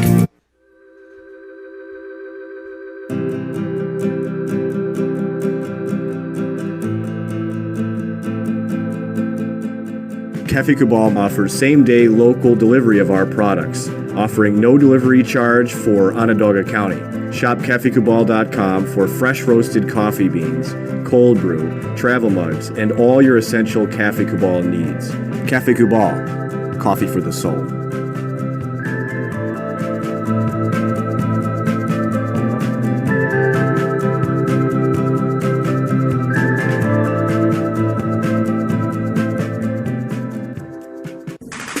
The Wildcat Sports Pub in Camillus, New York is located on 3680 Milton Avenue in the Home Depot Plaza. It is your family-friendly sports bar and restaurant. Folks, some sports bars aren't family-friendly. Some family-friendly restaurants are not sports bars. The Wildcat Sports Pub in Camillus, New York is proud to be both. It is that marriage that you've been looking for years. The Wildcat Sports Pub is your home base for your sports bar and restaurant needs, games for the kids, indoor and outdoor activities, and enough things on the menu to come back every single week and get to try something new. They're open Sundays from noon to 8 p.m., Monday through Wednesday, 11 a.m. to 11 p.m., and Thursday through Saturday from 11 a.m. to midnight. For reservations and party information, call 315-487-2222 for the Wildcat family-friendly sports pub and restaurant.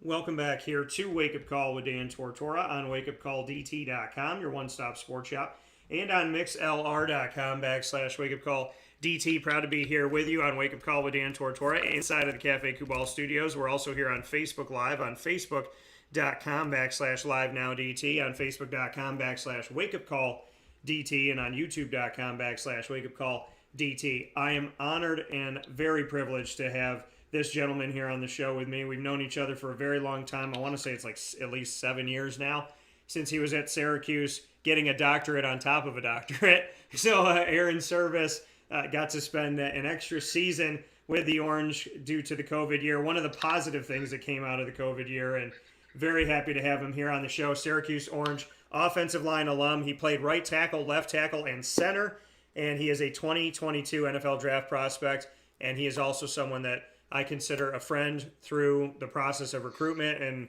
through all of his time at Syracuse. So he is the one person that I would probably have blocking for me if I was ever a running back, because of the towering status that he has, and his hair can confuse people. So let's bring on Airon Servais. Airon, how you doing today? I'm good, Dan. How are you? I'm doing well, man. And I got to start things off by saying thank you.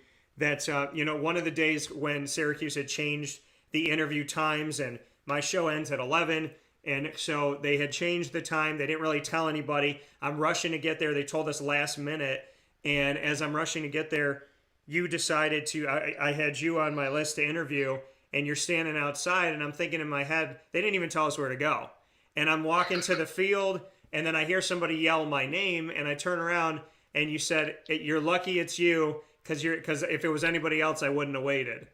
So I just want to say thank you for always being very kind and respecting me and being good to me. It goes a long way, Airon, and your respect means something to me. So before I go anywhere in today's conversation on Wake Up Call, I want to say thank you for making me feel important, because you're important to me. So that means a lot to me.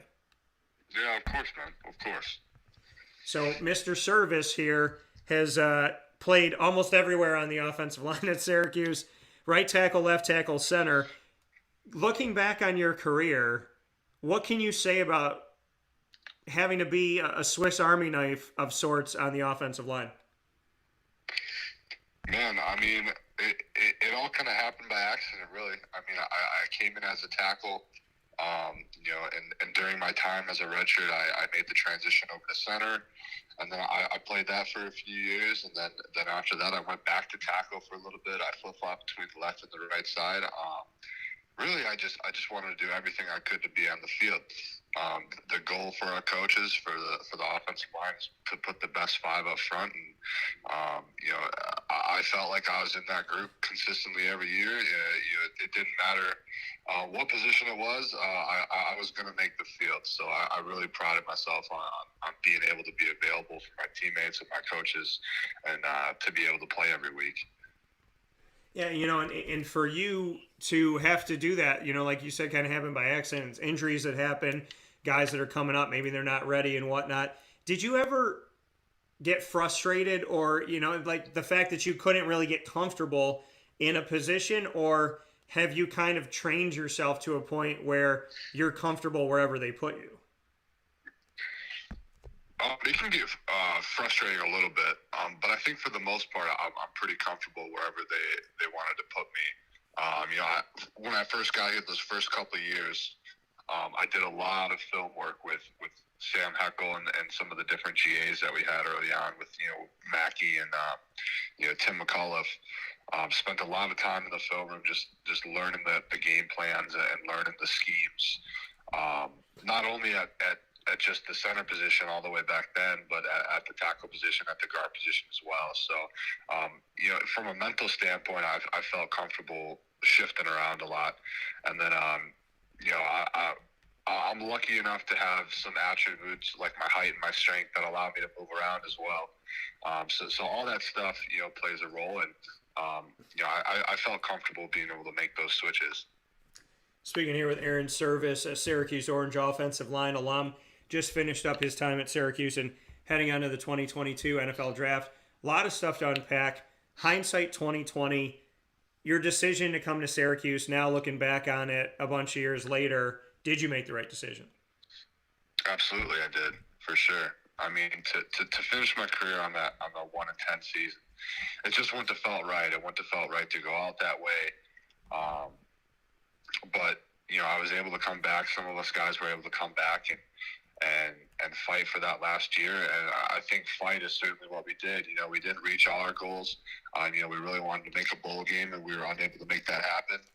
But in terms of showing a different Syracuse football team every Saturday, we were a different team this year. It was really fun to play on this team this year, to be able to block for guys like Garrett and Sean. And just to be able to work with the O-line group all year and be with those guys for another year again was totally worth it. Absolutely. With Sean Tucker, your offensive line gets to say that they helped bring about the first 1,000-yard back at Syracuse in almost a decade. Last time it happened was 2012 with Jerome Smith. What does that mean to you, that despite not making a bowl game in your final season at Syracuse, you got to bring about something that hadn't happened in almost 10 years? Yeah, I mean, I think the favorite part for me is just seeing Sean bringing in all those accolades that he's getting this year. I mean, he's a fantastic athlete, and to be able to block for him and to open up lanes for him to do what he needs to do, it was a lot of fun. It was a lot of fun to see him work, and now that the season's over, it's a lot of fun to see him be recognized for all that work.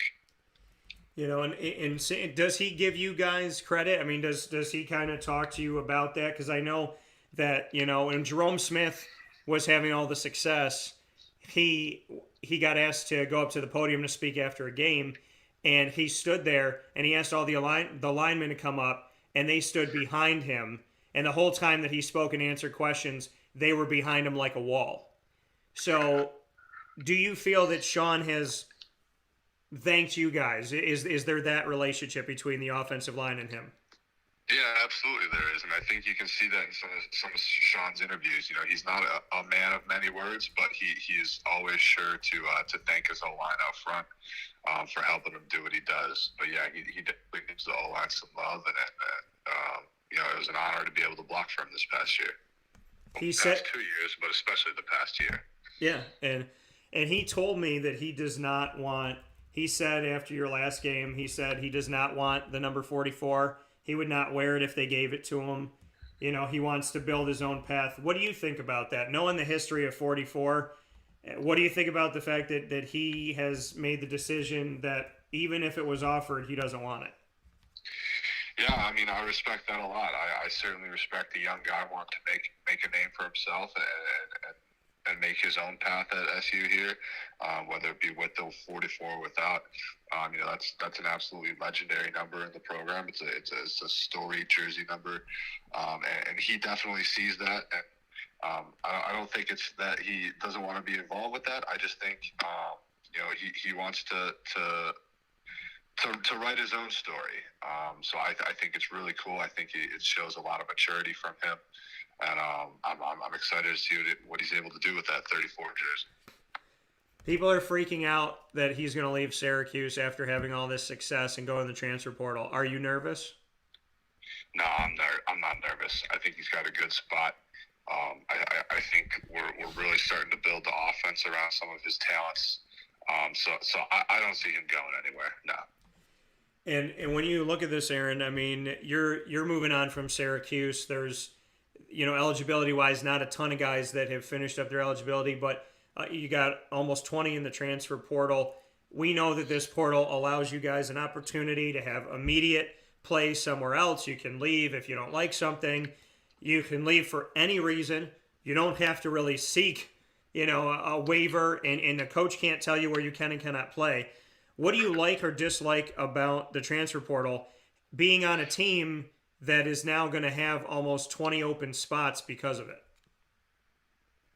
Yeah, I mean, all the different rule changes in regards to the transfer portal, it certainly opens up some different things. I do like that it is player focused.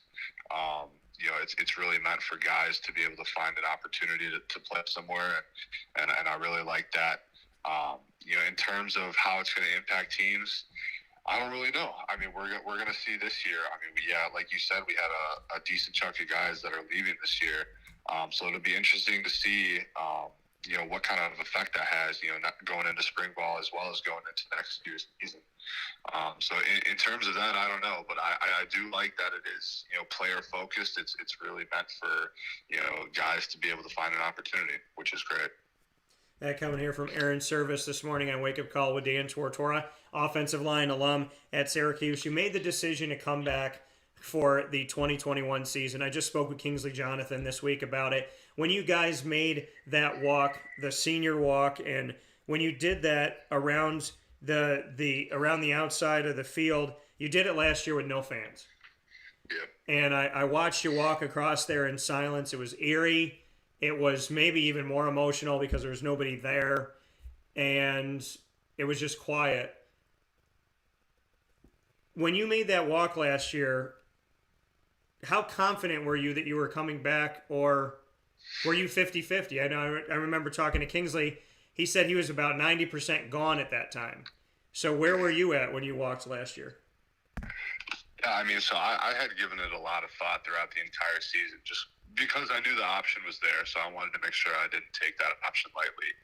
I wanted to think about all the different aspects, not just football, but my education as well, and my future in the league as well. All that kind of stuff was on our minds going through that. I would say at the time of the senior walk, I was probably 80-20 coming back.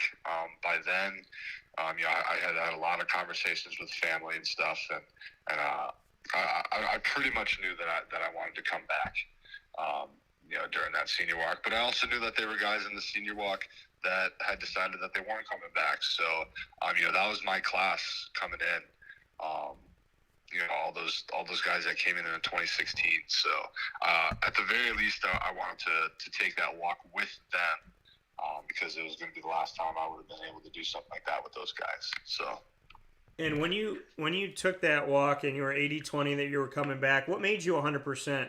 What ultimately made the decision for you to come back? And then secondly, when did you know for sure that you were going to do it?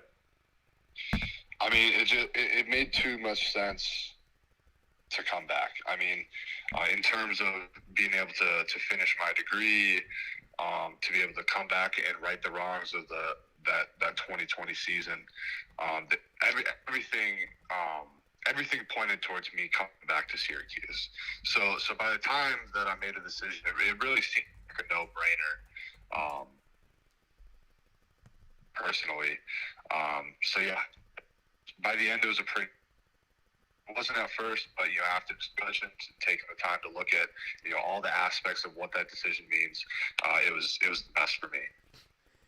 And you and Josh Black making the decision to come back, him on the D-line, you on the O-line, huge super senior moment for Syracuse. Some of the best news that could have come out of a 1-10 season.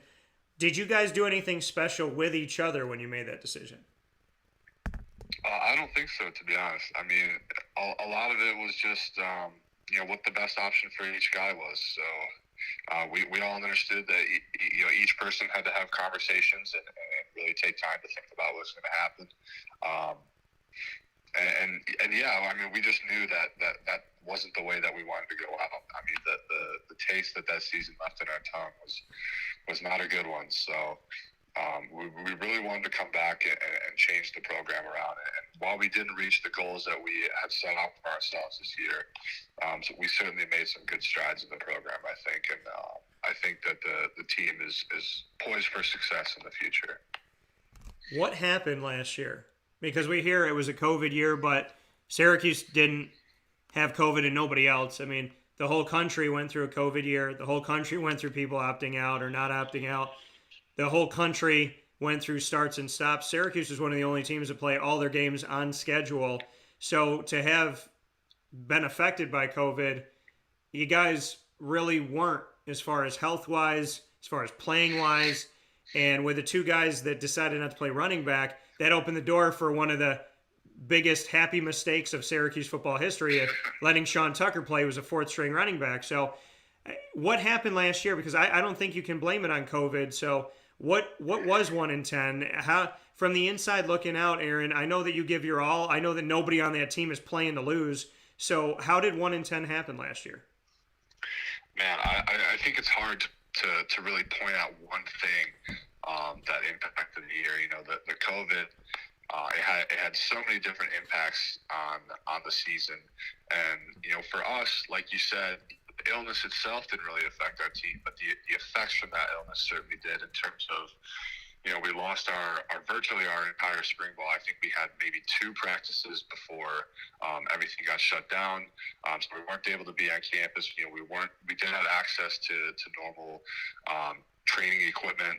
You know, it was whatever you had at home. You know, some guys only had, you know, resistance bands to work out with all spring and things like that due to the lockdowns and stuff. So a lot of the preseason, you know, preparation was kind of thrown out the window. And then we came back late in the summer, so we got to have a little bit of a training cycle. But again, it didn't look like what we normally have. We couldn't have the whole team together at once. We had to be broken out in pods. We had to stay socially distant. You know, all those things, you don't really realize how much of a role all those preparation hours puts into the season. And you know, between missing the spring and missing a chunk of the summer, and then when we did come back for the summer, having it all be adjusted like that, I think it really impacted the way that we were able to prepare for the season. And then you know, have issues with injury and depth and all those things. So yeah, I think there were a lot of factors that role in that season. You know, it was a difficult year, you know, not only for us, but for teams across the whole country. So that coming here from Airon Servais, Syracuse offensive line alum, and someone who's been on this show for, I want to say, the better part of 7 years now on Wake Up Call with Dan Tortora inside the Cafe Cubal studios. Let's take a break of football for a second to speak on that. When I tell you that you and I have spoken for 7 years, what do you think of? Do you feel like time flew by in like a half a second? Yeah, I really do. It's pretty unbelievable. You know, I remember going through my true freshman year, redshirt freshman, redshirt sophomore, all that. I was like, man, it doesn't feel like I'm ever going to be done playing here. And you know, I got the COVID 6th year, and you know, I was still playing. You know, 5 years later. So yeah, it all happened so fast. I can't believe it's over. But I'm certainly glad that it happened. It's been a lot of fun to play on all these different teams throughout the years and build all the connections that I have. But yeah, time definitely flies, and I can't believe we're where we are right now. Do you have a favorite lineup that you played with at Syracuse? Like of everybody, and I'm not trying to say like pick your best friend and this, but like if you could pick any one of the mashups that Syracuse had, they had a lot of them in your time at Syracuse on the offensive line. If you could pick any one of those mashups, do you have a favorite? And if you do, who are they? Man, I don't know if I could pick. I mean, each of the lines, while we're all doing the same blocking assignments and everything, you know, all the lines are so different. You know, and I've been a part of some different lines as well. You know, in 2018, we had a really veteran group. I was the younger guy in that group. So, you know, I kind of felt like Lil Bro with those guys. but they're older, they're smarter, they're stronger guys. It was a great line that year. But then like lines like this year, I'm the old dog, and I got to take care of the young bulls and grind with those guys. I don't know if I could really pick a favorite. They're so different in terms of the guys that were on the line and the way that we interacted with one another. It's hard to choose a favorite. I loved every line that I was a part of. All the guys that have gone through the room that have played with me have been fantastic guys and talented guys as well. Some of those guys are still getting opportunities in the NFL and stuff. So I'm happy that I've been able to be a part of all of it and go through all that growth. And it's just been an amazing experience. And I'm really excited and was very happy to hear this because I built a relationship with this gentleman, as I have with many of you on the team, as you know. And Chris Bleich and I spoke about you, and he didn't know that I said this, and I didn't know that he said this, but we both call you Grandpa. So I thought that was really cool. He's like, yeah, I call him Grandpa on the line. He doesn't like it. I'm like, oh my God, I called him Grandpa too. So yeah. what's it like being old Pappy on the line over there? Position to get used to. I'm not gonna lie. I remember when I came in and I saw the guys, and I just thought that they were so much older. It was kind of a weird adjustment going from high school to college and seeing that the differences between an 18-year-old and a 22, 23-year-old. And now that I was the 23-year-old on the line, I still felt like a young guy. I was surrounded by the young guys. I hung out with the young guys. So I still had that younger fire, that younger spirit. So they kept me young in the locker room and on the field. It was good to be with those guys and to be able to hang out with those guys. It's been fun being the grandpa for those guys for sure. It's a room of really good dudes. This past year was one of the closest O-line rooms that I've been a part of in terms of hanging out with each other and stuff like that. It's been awesome to be the resident grandpa. Why was this year a year where you felt like you guys bonded more?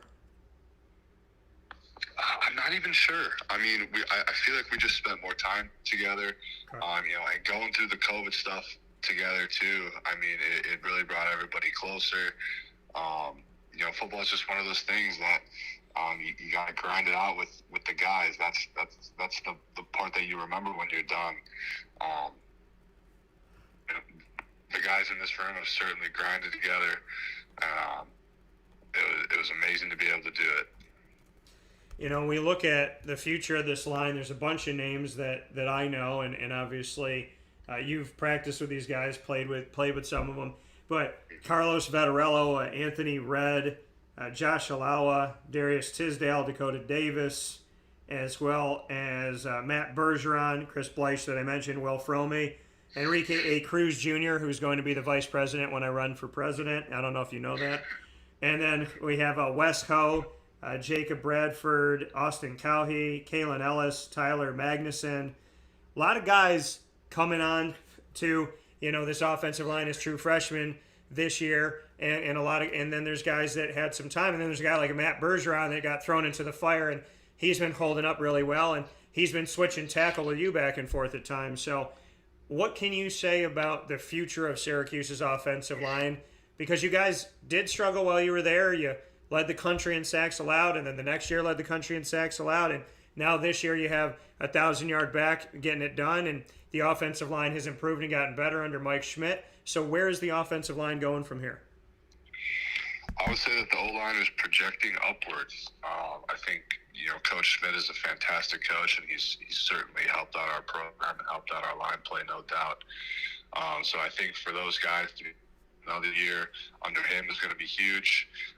There's a ton of talent on that line. There's a lot of guys coming back. I think I'm the only one in the group that's graduating out. So to be able to get all those guys, I know Dakota Davis said he's coming back. It's going to be huge to have such veteran guys being able to year 2 with Coach Schmidt. I think it's going to be a really good growth opportunity this spring, and that'll carry into the season. So I'm really excited to see what that group can do next year.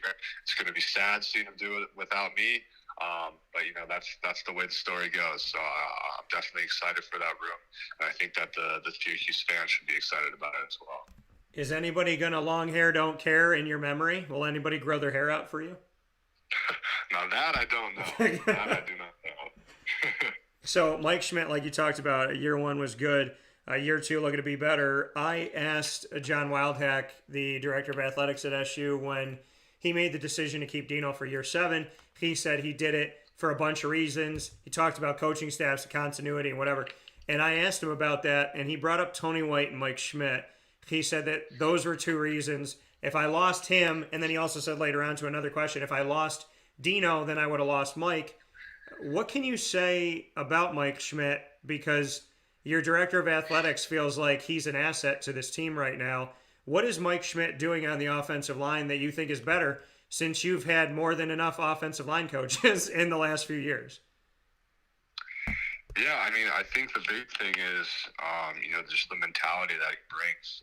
He brings a really aggressive mentality to the O-line, and I think it's done really well for us. We've put huge emphasis on running the ball and just the ability to run the ball, and that's one of the things I remember from that first spring. Was really just going hard on all the different run stuff and wanting to make that an emphasis of the room. And we were able to do that. I think Coach Schmidt did a really good job of playing to the strength of our line in terms of scheme. Every week I thought his game plans were really, really well done. He does everything that you need to do as a coach.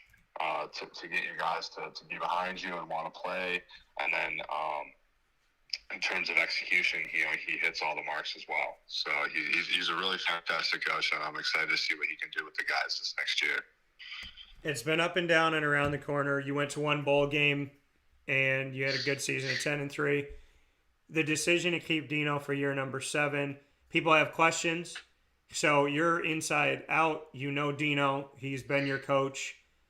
What are your thoughts on Dino staying the coach? Do you think he can get things better? Do you think he can move forward? Because you've spent time with him that none of the fan base can say that they have. So how would you describe Dino, and what do you think about the decision to see him in year number 7? Yeah, I mean, I think Coach Favors is a good coach. I mean, I certainly think that he is able to get done what he needs to get done. He lost coach this year, but I think he'll be able to make good hirings in order to fill those spots. I think some of the recent hirings that he's had is their success. So I'm confident that he'll be able to pick the right guys to get in the program and make some differences.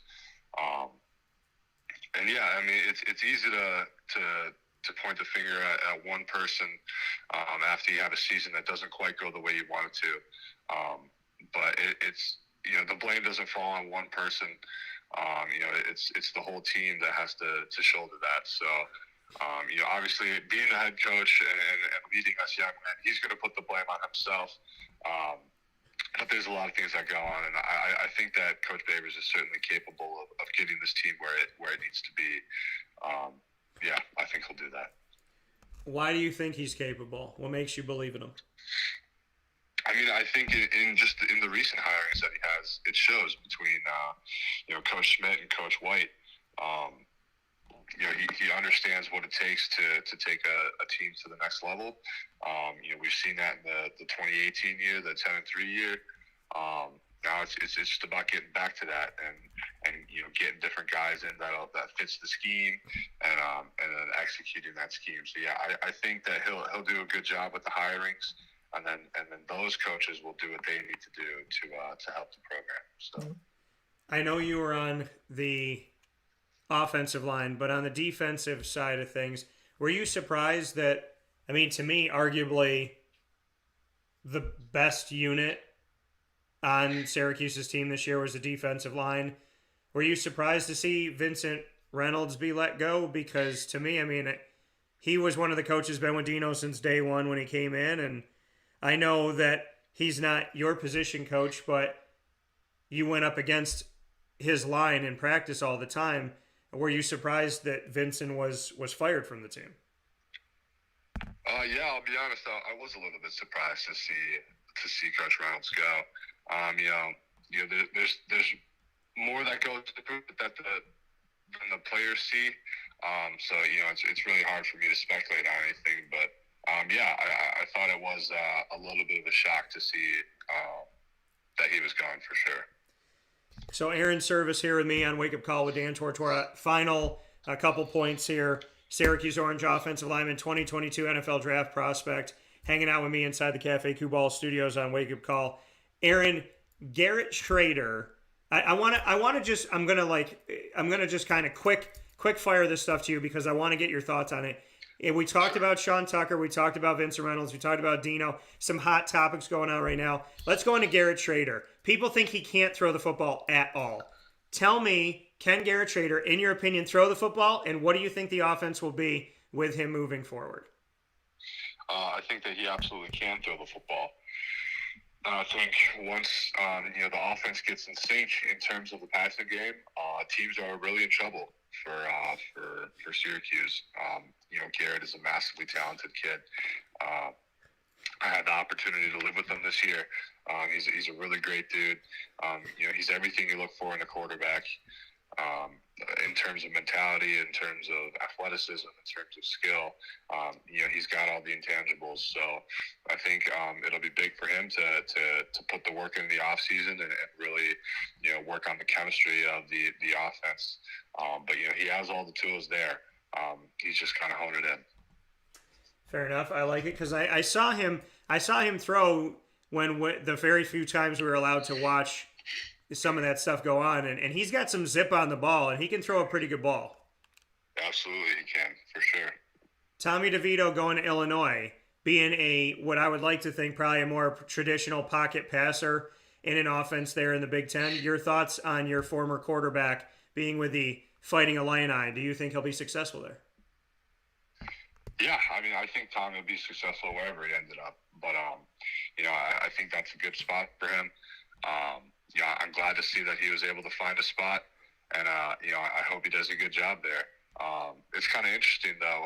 So I had the quarterback underneath me in high school. His name's Ryan Johnson. He went to Northern Michigan to play ball, and he transferred to Illinois. So he's one of the quarterbacks in that room as well. So I got two friends that are in that quarterback room right now. So it'll be fun to see how that competition in that room plays out throughout the year. I'm excited for Tommy, and I'm excited to see what he can do there. Okay, fair enough. I like that. I appreciate that. Ashwaubenon, you and I have talked about it before, and I know the area thanks to Miss Mary T, the wife of Papa Joe, who was just on before you. And so I know Wisconsin because of you, and I know Waukesha West, and I know Ashwaubenon and all that. So let's talk about Ashwaubenon. What do you love about it, and are you going to be spending the holidays in Ashwaubenon? So I am home for the holidays. Okay. We don't live in Green Bay anymore. We moved about 20 minutes south into Louis Kaukauna area. But I'll certainly be in town to see friends and all that. What do I love about Ashwaubenon? I love the smaller town feel. In a huge city. The Ashwaubenon itself is a village inside of Green Bay, and the Lambeau Field is actually in the village of Ashwaubenon. The village of Ashwaubenon, and not in the city of Green Bay, which is kind of unique. Not a lot of people know about that. It's a really cool place when you're in town. Everything is Packers football. You're right by the stadium there. You get to drive past it. You can stop there and check out all the different stuff. It's a really cool area. They're really building up the Titletown district over there as well. So you got stuff like ice skating, you got tubing and stuff like that in the winter. It's a really good time in that area, and the team is really developing the area as well to make it a nice spot to be. So All right, I like that. I appreciate that. So that come from Airon Servais. Airon, you're going into the 2022 NFL draft. There's 32 teams out there looking for somebody, and I can tell you with utter certainty that the entire offensive line of Jacksonville could make a phone call to Airon Servais because they're trying to use guys interchangeably because they don't have the depth, and you play 3 positions at least. So I would love Jacksonville to come and take you, but what do you want the NFL to know about you? Yeah, I would say I want them to know that I'm versatile. I can play any position on the line. I've played 3 positions in game, but I have taken team reps at every position on the line. I'd want them to know that I'm a dependable dude. I'm going to do everything that I can to be on the field on Sunday. And yeah, I'm going to give it everything I've got. I'm a smart guy. I've played everywhere on the board, and I believe I have what it takes to play at that level. So I like it. I appreciate it. Syracuse does not recruit locally. Mackie McPherson, who you brought up before, made his hay at Syracuse from down the road at CBA. You've gone up against Servais Dennis, who went to CBA down the road. Stevie Scott could have been a running back for Syracuse before Sean Tucker. He went to Indiana. I know that you're not from Central and Upstate New York, but would you like to see Syracuse recruit locally, and is there value to them recruiting locally, in your opinion? yeah, absolutely. I mean, you certainly want the home state college to recruit locally. Not even just from a talent aspect, but a lot of those talented dudes that are growing up in that area, they are looking at Syracuse football as their destination. That's the hometown team, that's the home state team. Guys want to play there, so absolutely. Syracuse recruiting in New York is definitely huge, and and not just for that program. I think that's huge for any program. Universities should want to recruit from their home state. And a lot of kids in that state, it's their dream to play for their home state. I definitely think they should. And alumni relations, would you like to see Syracuse get better at that? Would you have liked to had more of an open door policy with the alumni? Because I've had a ton of them on the show, and really almost none of them get phone calls. They haven't been welcomed back. I know Deion Maddox came in and he's trying to do more, and Coach Hicks is trying to do more. But would you like to see Dino embrace the alumni, and would it have meant something to you if the alumni spoke to you guys at practice or came in to a game? Would you have liked to have spent more time with alumni if you could go back and do that?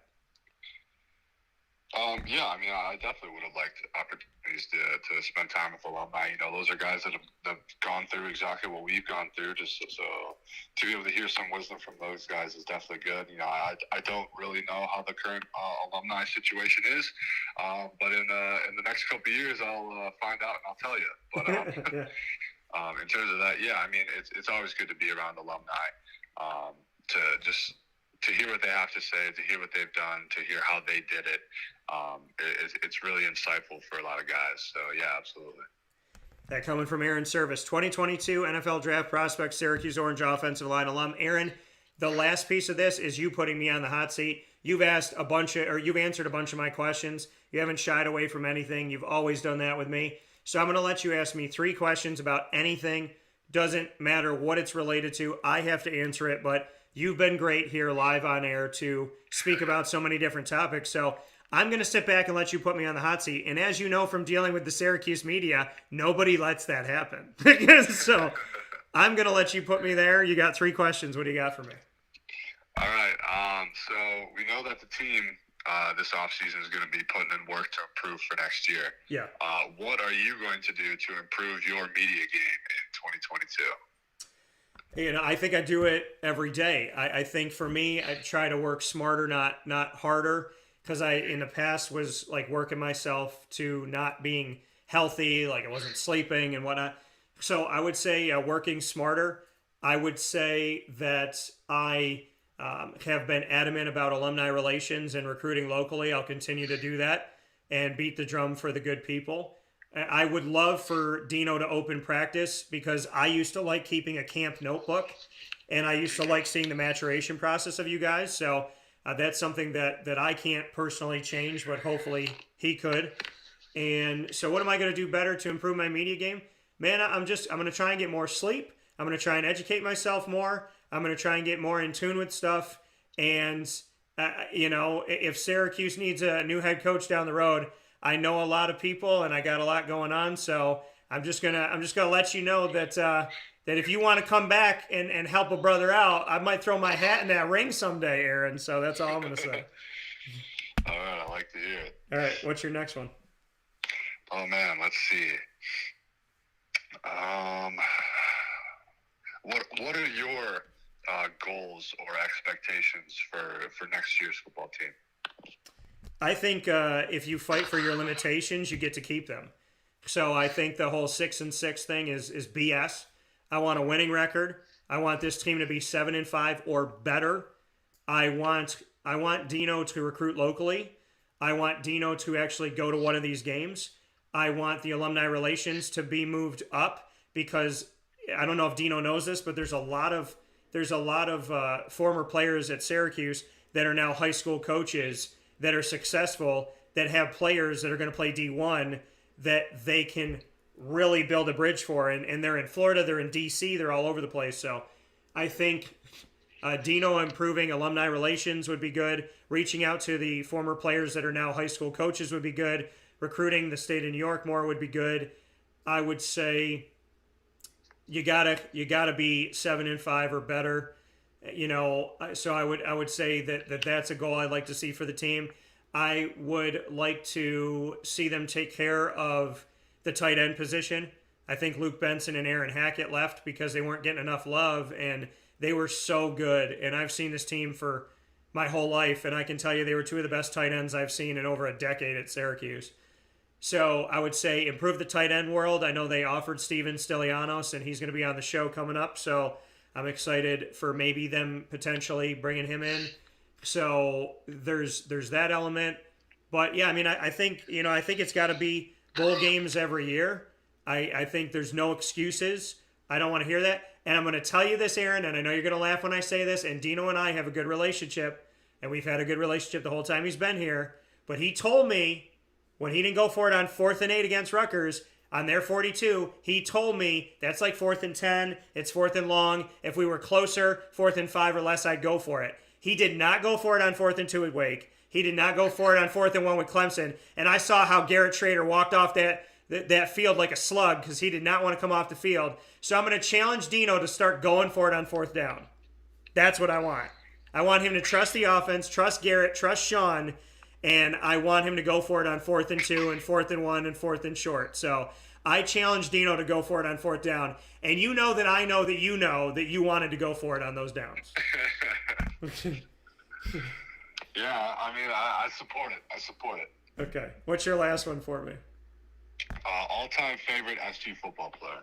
Oh, man. This has got to be my dude. So, this is, okay, my favorite post-Syracuse football player because we're friends.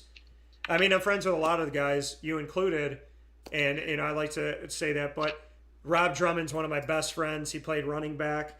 He literally works down the road from the Dome, and Dino has never called him to come back in, and he would be a huge asset to the program. He's so good at finding talent, and he's a trainer now. He has a rap system that figures out where an athlete stands amongst athletes all over their area and the country, and he's really just got a lot of great stuff to really test an athlete. So Rob is one of my favorite people, but from like growing up watching, I would say it's Donovan McNabb.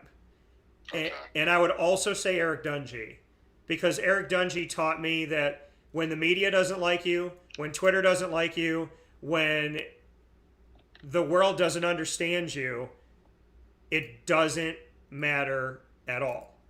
If you believe in yourself, that's the only fan you need to have, and that's the only person that needs to give you permission to do something. So I would say Eric Dungy taught me a very valuable life lesson that outside noise by definition belongs outside, and people don't really ever truly know what they're talking about if they don't know who you are. No, it's true. I think that's a great message. So I would say that. But I also like Airon Servais. So, you know. I was hoping to say that. You know, and to the people that call you Airon Servais, I knew that it was Airon Servais the whole time. That's right. That's right. So you know, Airon, listen, we're going to be talking again, I hope. But, you know, like I said, I consider you a friend. I've talked to you for like 7 years. I'm so proud of you. The NFL would be out of their mind to not give you a chance. And I just would love to have you back on the show to chronicle your run to the NFL. And beyond that, I'm just happy that we got to take time. And really, I mean, you know it, on or off the air, I am who I am. Like, dude, I got love for you. I'm so happy for you. You're like a little brother to me. And I just want to see you be successful. So I'm so pumped, and I'm so thankful that you've trusted me to tell your story for as long as you have. Yeah, I mean, I appreciate all those words. I certainly got love for you, and I think of you as a friend as well. I appreciate you, letting me on your podcast and in your interviews all these years. It's been awesome to be able to get to know you, and I appreciate it very much. So that's all I got. Jacksonville, make the phone call. I cannot be more clear about my thoughts. So, but yeah, we'll see. We'll see what happens. 32 teams. You should know Airon Servais' name. So, and if you need to know anything about him, you can call me. Airon, as always, I appreciate it. And love to you and the family. Merry Christmas. And I look forward to talking with you soon. Yeah, you as well. Thank you, Dan. All right, take care. You too. All right, see ya. Coming from Airon Servais, we spent some extended time. I said we were going to extend out already today. Now we're extending on top of the extension. So we're extending into 11 o'clock, and we're going past the 2 hours here on the show, as we do pretty much all the time. And so we're going to have the opportunity to hear from Tim Lester as he talks about the Western Michigan Broncos, former quarterbacks coach and offensive coordinator of Syracuse, who is responsible for bringing Eric Dungy in, one of my favorite SU players of all time. He'll be with us next, ahead of the Quick Lane Bowl, to talk about his upcoming matchup and his time at Western Michigan. So my Bronco fans, listen in. My Mac fans, for some Maction, listen in. My Syracuse fans, listen in. And if anybody knows what it's like to talk to a great human being and know when somebody successful is truly humble and just an awesome guy, Tim Lester is one of my favorite humans, and he comes up next on Wake Up Call with Dan Tortora, where sports meets life. This is a can't-miss conversation, and I can't wait to have it.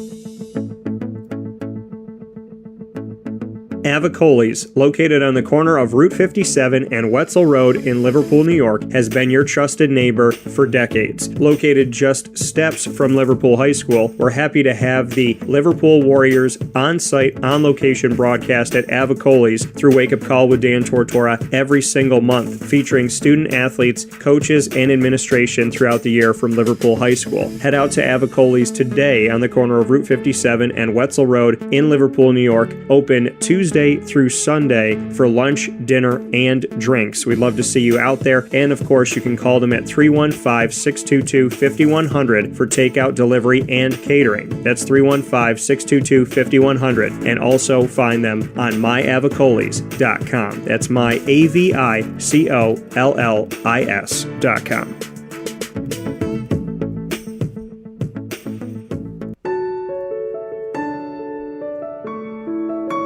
Having peace of mind when you're out of town that your furry-loving friend is safe and sound means taking them to Canine Campground, because we all know that when it comes to the love of our pets, it goes well beyond the call of duty to make sure they're safe and sound. Right, Lily?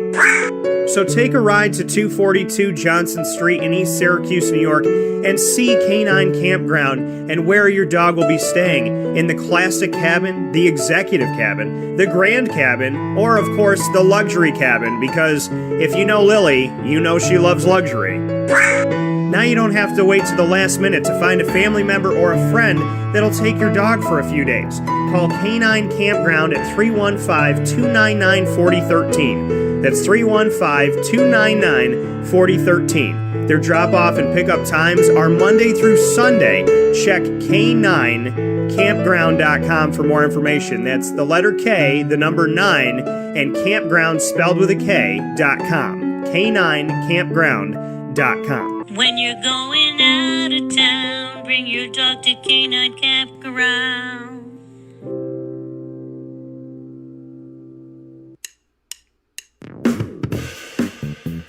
PB&J's Lunchbox, the food truck that you love finding all throughout Central and Upstate New York, now has a street-side cafe. So when you're craving their traditional favorites as well as their out-of-box amazing menu items, you can now head to 663 Old Liverpool Road in Liverpool, New York. Located just minutes from the highway, the Thruway, Destiny USA, and Onondaga Lake Parkway, PB&J's Lunchbox Street-Side Cafe is there for you Monday through Saturday from 9 a.m. to 7 p.m., serving breakfast, lunch, and dinner all throughout the day. Get breakfast for dinner, dinner for lunch, whatever you fancy, including their award-winning grilled peanut butter and jelly sandwich. Find them at 663 Old Liverpool Road in Liverpool, New York. PB&J's Lunchbox, where we love to know what's in your lunchbox.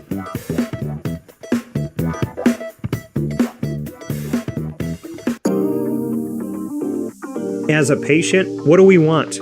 To be cared for, to be listened to, and to have someone walk us through the process on our path to victory. Victory Sports Medicine and Orthopedics does all of those things beautifully, with Dr. Mark Petropoli leading the team on 791 West Genesee Street in Skaneateles, New York, located minutes from beautiful Skaneateles Lake. Whatever your injury may be from head to toe, preventative care, rehab, physical therapy, laser therapy, and surgery are all available at Victory Sports Medicine and Orthopedics, where they care about us, they listen to us, and they understand that everyone's path to victory is a little bit different. Let them help you on yours by calling 315-685-7544 to make your appointment today. That's 315-685-7544. And find out more information at victorysportsmedicine.com.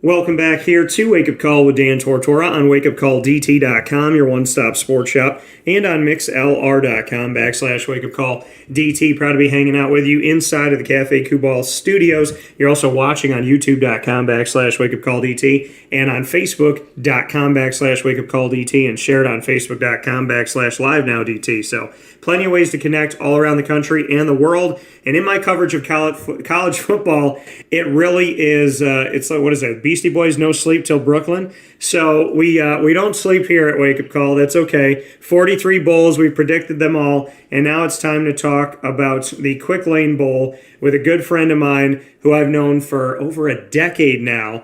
And that is Mr. Tim Lester, who is the quarterback's coach and offensive coordinator at Syracuse, responsible for bringing in Eric Dungy. The last time the team went to a bowl game was because of his recruit, Mr. Dungy, and he went on from there to return to his alma mater where he played quarterback at Western Michigan after a couple places in between, and he's been with Western Michigan for the last few seasons. They're now in a bowl game up against Nevada here at the Quick Lane Bowl, and I'm very excited. That game is going to be at Ford Field in Detroit at 11 a.m. on ESPN, December 27th. And with that being said, I welcome in my good friend Tim Lester. Mr. Lester, how are you? I am great. Dan, how are you, man? I'm doing very well. And can I tell you that I still have, you know how people have, the kind of aftershocks of something negative? Well, I have the aftershocks of something positive, that I'm still remembering your trick play last season when I was sitting on the edge of my seat and you guys were down by double digits and came back and won the game. I'm remembering the onside kick with the kicker and punter running at the ball. I'm remembering the score before that and the fake spike. I just have to reminisce about that on a year anniversary, that was one of the greatest football moments I've ever seen coming from one of my favorite offensive minds. Yeah, it was, we said we've had that play. It's called Spike It, which is, we give the international sign for we're going to spike the ball and fake it and throw the fade. And we haven't run it again, but we've been practicing for 20 years and there's a right time to run it. and the guys have to have confidence in it. And, the pressure was on those guys. They went out. I think we were down 10 with 40-some seconds left and came back and won a game. Yeah, and it was. You were down 10 and came back and found a way to get it done. There's just a total fight in this team at Western Michigan. These Broncos have been so focused, and I know that the win-loss record may not always show that, but just what you can say about from the moment you stepped into Western Michigan to right now, how you've seen this team evolve, because to me, I don't think the win-loss column truly shows what you've been working to build and the culture that you have hoped to be creating in these last few seasons. Well, we've been doing a good job. It's been obviously, I think it's been 5 years now, and we've getting better every single year. We're sitting here at 7-5, and biggest thing for us this year is just turnovers. I mean, we were leading the country in turnovers after 5 weeks, had the best turnover margin. We beat Pitt at Pitt, which was a huge win for us, and I think it was 44-42. It was a shootout game, and had the chance to play against obviously Pickett, some of those guys, and so it was a great year. Had a couple of big wins, and our losses we turned the ball over. We don't turn the ball over. Really good team, and hopefully we can get to 8-5, and continue to build. So we've won more than we've lost, and we've been bowl eligible every year, but obviously our goal is to win one of these things, and we've been right there, and we just got to continue to grow. Can't sit back and say, we're playing good. We got to be great, and that's what we're here to do. Yeah, and speaking here with Tim Lester, the Western Michigan Broncos head football coach, looking at these 5 seasons, this being the 5th in 2021, you've had either 500 or better every single season. 6-6 in 2017, 7-6 in 2018 and 2019, 4-2 in the COVID year, and 7-5 this year. You have not had a losing season, and since that 500 season in your first season, back to your alma mater, it's been on the winning side of things, above 500, above the equator line. Just what that means to you, knowing that in college football, no matter what conference or what team you have, it's very difficult to stay on the winning side of things consistently. And like you said, you've been able to come in and show improve over these 5 seasons. I think that's the key. Is that it's really hard to build consistency with coaches, and now the portal, and we've been lucky enough to run a program that our guys enjoy being a part of the program. They understand our goals and our ambitions, and we really focus on growing the student athlete and helping them realize their dreams. And we had 2 guys drafted last year. We have more guys in the NFL than anyone in the Mid-American Conference. And if you put us in the Big Ten, I think we'd be in the top half of the Big Ten as far as people that are playing on Sundays now. So we've been doing a good job of developing each athlete. That's what they want. That's what they want when they go to college. They want that dream, and they want to realize that dream. And as a program, we want to realize the championship dream. And we're 3 points away twice now in 5 years. We're in the final game and lost 2 close games that would have put us into the championship game. And the consistency really it's hard to come by nowadays. And, I think that's where you have to lean on your culture to continue to come back and keep swinging. And we've been able to do that, and we got to break through one of these times. And looking at your culture, like you said, you can win on culture, you can lean on culture. What is this culture that you've been building? How would you describe maybe the foundational pillars of the culture that you have tried to create, and not just create, but create and sustain at Western Michigan?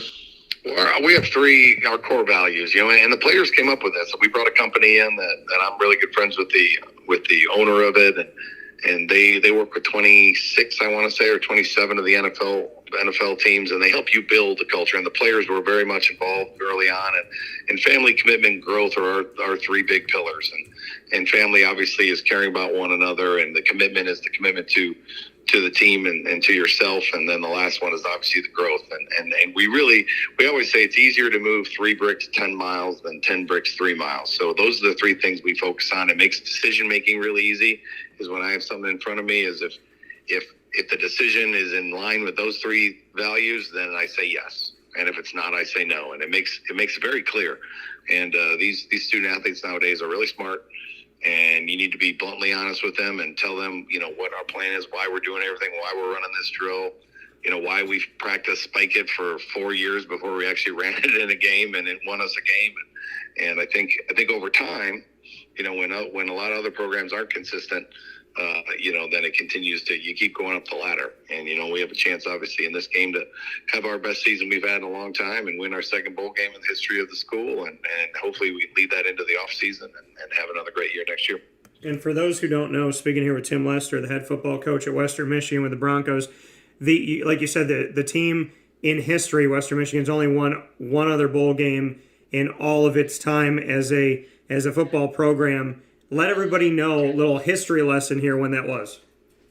That was in 2015. We won it, and they went undefeated the next year.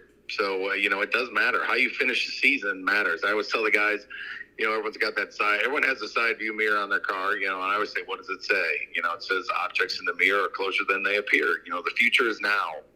Everything's closer. A lot of teams kind of turn it in at the end of the year. We obviously went out and played Northern in our last game. We played probably one of our most complete games and got a win. And they went on to become the champions and went to the championship game and won it. But, we took care of business that week, and hopefully we can get to 8 this week. And learning from the past, that can lead you into the offseason and hopefully lead us into next fall. And I think it's kind of interesting that the only bowl game that's ever been won in the history of Western Michigan, like you said, was back in 2015, and it was the Bahamas Bowl, where your former head coach that hired you, Scott Schaefer, just played with Middle Tennessee as their D coordinator. Is there some irony to that world that's in Western Michigan history? I know you weren't back at Western Michigan when that happened with the Bahamas Bowl. It was a couple of years before you came back. But to know that that's the only bowl game they ever won, and to now see your former boss win that Bahamas Bowl as part of the Middle Tennessee staff? Yeah, I was fired up for Shafe. I gave him a call after the game and congratulated him. And, bowl wins are tough. Every team you play obviously is going to have a winning record and be a solid team. And games are hard to win. So you have a team with a winning record. That's a solid football team. And our division this year was a very difficult division. We actually had a division, the MAC West this year. Every single team, all 6 teams were bowl eligible. And they all went to bowls. It's the first time since 2015 SEC West, I believe, had every single team in the division had a winning record. So it was a super competitive league. Northern ended up winning it. They did a great job. They won 7 games on the last possession. And so it was just one of those years like the NFL is. Every game comes on the last possession. It was a great challenge, and I'm sure it's going to be the same next year. You're going to the Quick Lane Bowl this year on Monday, December 27th, a couple days after Christmas. Bring me into the fact this is the 10th bowl game in 60 years for Western Michigan. So, looking at that and the fact that bowl games have been hard to come by in the 6 decades that Western Michigan's had a football program, just what it means to you that of those 10, you have 3 of them in your 5 seasons as the head coach. Yeah, and it was, I think the biggest thing is just being able to keep it going. It was the tradition in our league, when Coach Fleck did a phenomenal job here and he moved on. And everything from looking at the history of our league, when that happens, normally that team in the next 3 years goes straight downhill.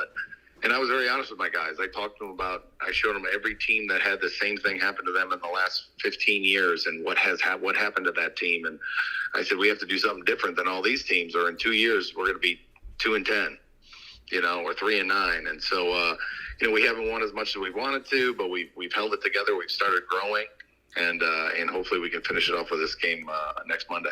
And PJ Fleck had gone to 3 bowl games and had a 1-2 record. If you win this bowl game in the Quick Lane Bowl, you'll have the same record as he does in bowl games, and you will have gotten to 3 bowl games in the last 4 seasons, and he did that 3 and 4 as well. So you'll have a parallel there with PJ Fleck, just if that means anything to you. Well, yeah, obviously he's doing a great job. He's done a great job up in Minnesota, and he's a coach that I respect. And I knew I knew that it was going to be tough coming here. It was great having great players, but trying to get them to buy in, especially when you're in close games, and it's really hard to do. And I watched teams in our league that have had coaches move on and struggle. Bowling Green's a good example.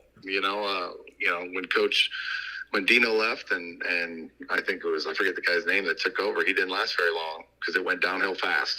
And it's really hard to do. And our guys have been able to hold it on, and now we're kind of past that and ready to write a new chapter.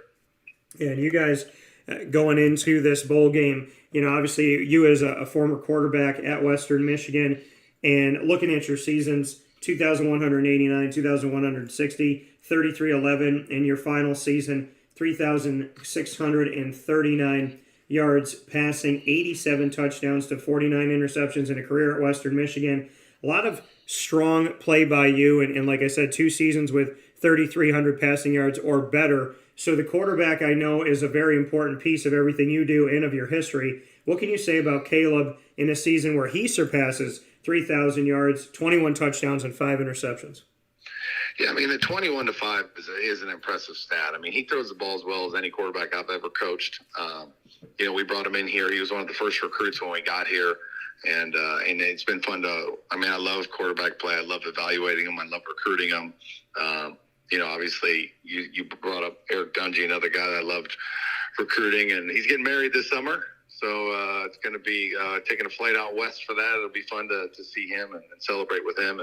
But it's just fun to watch these guys grow, and to watch Caleb throw for 3,100 yards and go 21-5. It was a great year, and he's got one more chance. And we're hoping he comes back. I think he's going to come back. I know a lot of scouts are talking about coming out, but I'm hoping he stays one more year, and then hopefully we'll let him go and live his NFL dream too. And then we turn the page and work on the next one. So it's the fun part of coaching quarterbacks.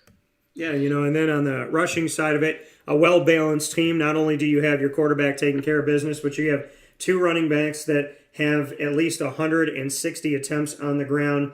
And those 2 gentlemen, one has surpassed 1,000 yards, 1,004 for Sean Tyler, and then 836 for Ladarius Jefferson. Between the 2 of them, 19 touchdowns. Jefferson with 10, Tyler with 9 on the ground. Just what you can say about this balanced rushing attack with 2 guys that are 800-plus yards, as well as the fact of either 4.5 yards a carry or better, and having at least 9 touchdowns apiece. Both of these players look like they can be a strong starter on a team. You got 2 of them.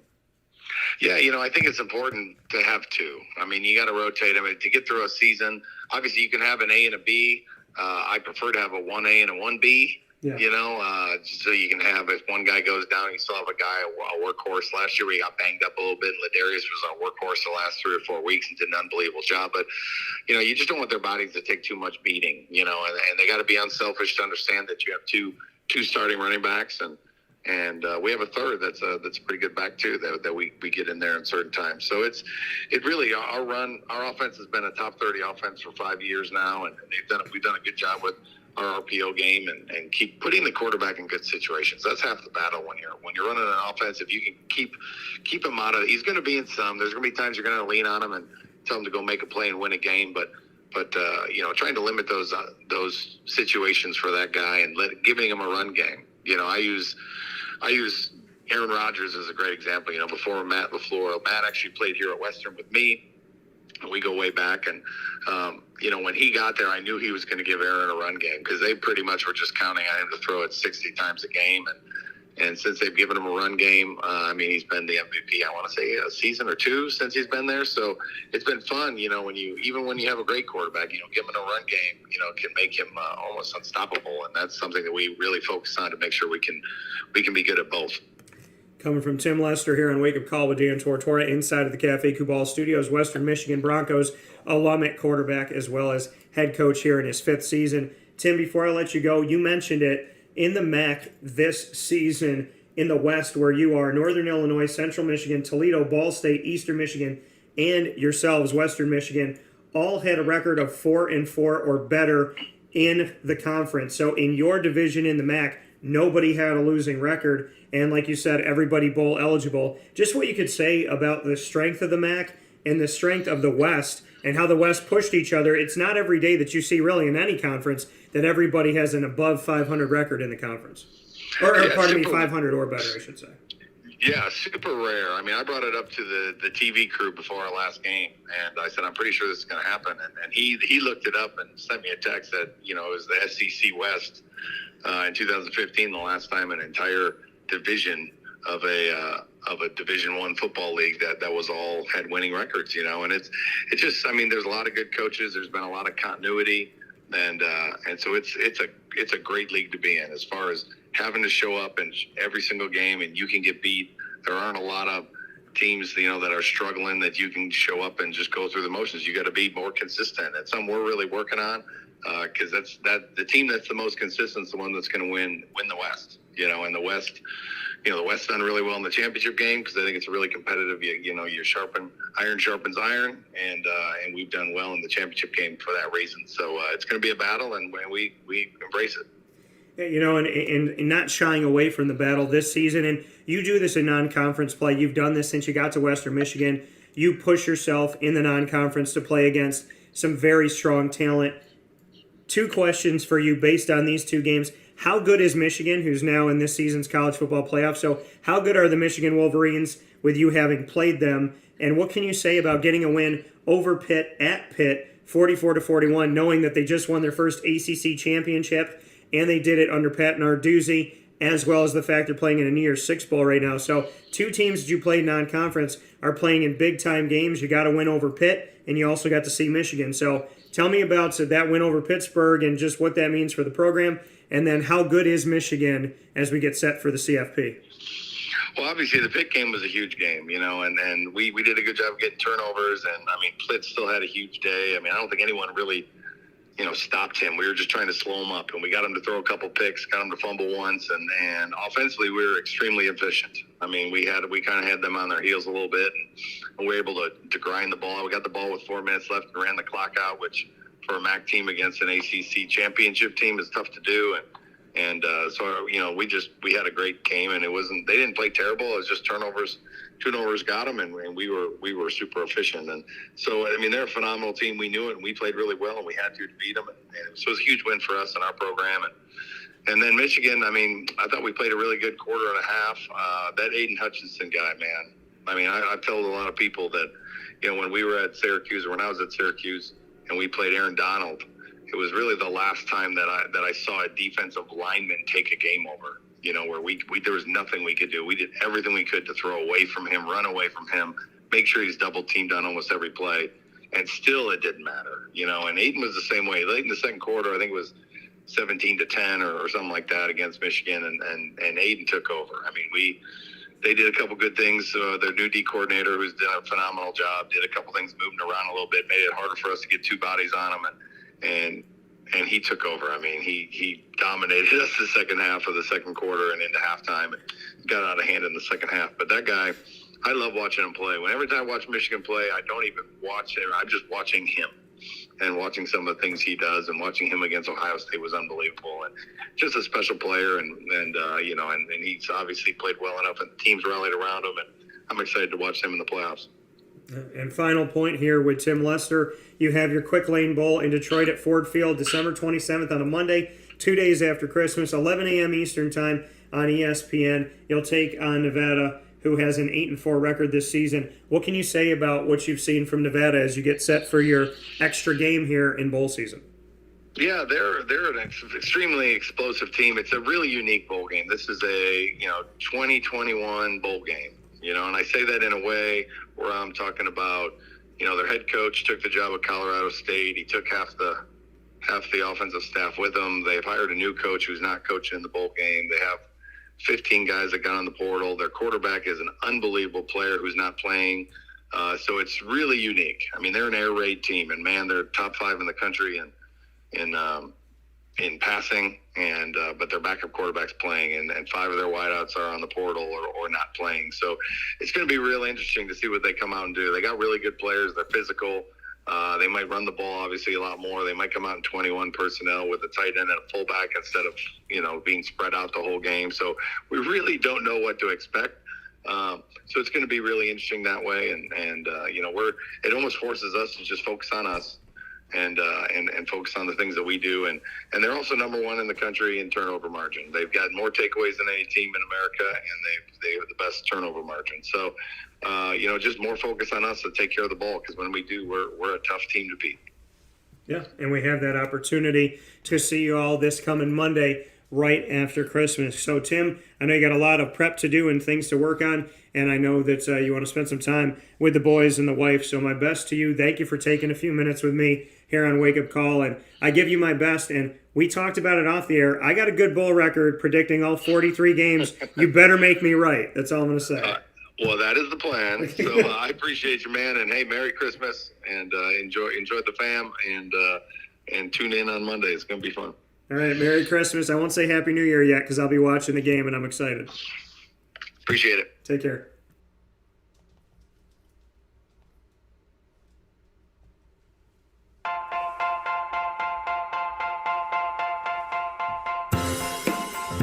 Cafe Cabal Mobile Cafe brings the cafe experience to you.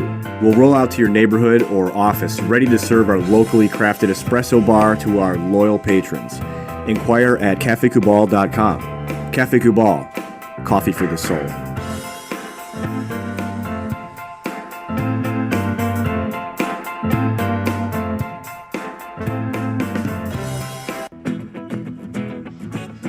Hi, this is Amy from Mother's Cupboard, home of the whole frittata. We are open daily 6 a.m. to 1:30 p.m. For takeout orders, call 315-432-0942 and tune in to Wake Up Call with Dan Tortora for our monthly food challenge and try our Wake Up Call signature menu item available 7 days a week.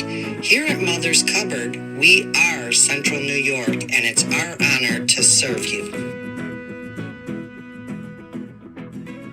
Ma and Pa's Kettle Corn and Popcorn Factory remind us that every day is worth celebrating. Find them at 201 Old 7th North Street in Liverpool, New York. Open Monday through Saturday in-store and all the time online at maandpaspopcorn.com. Serving our Central New York community and beyond, you can order all throughout the country at maandpaspopcorn.com. And remember to get your tins, which have in-store half-price refills forever. Ma and Pa's Kettle Corn and Popcorn Factory, available to you for fundraising and all of your events by calling 315-450-6272. That's 315-450-6272. Ma and Pa's Kettle Corn and Popcorn Factory. How corny are you?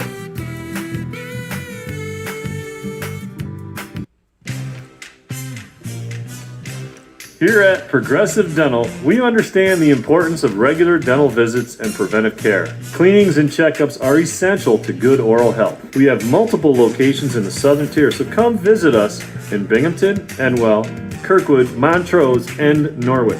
For self-pay non-insured patients, we offer the Smile Plan, which covers all of your cleanings, x-rays, and exams for an affordable yearly price. Call 607-754-2273 or 607-754-CARE to make an appointment today. For more information, visit our website at progressivedentalny.com.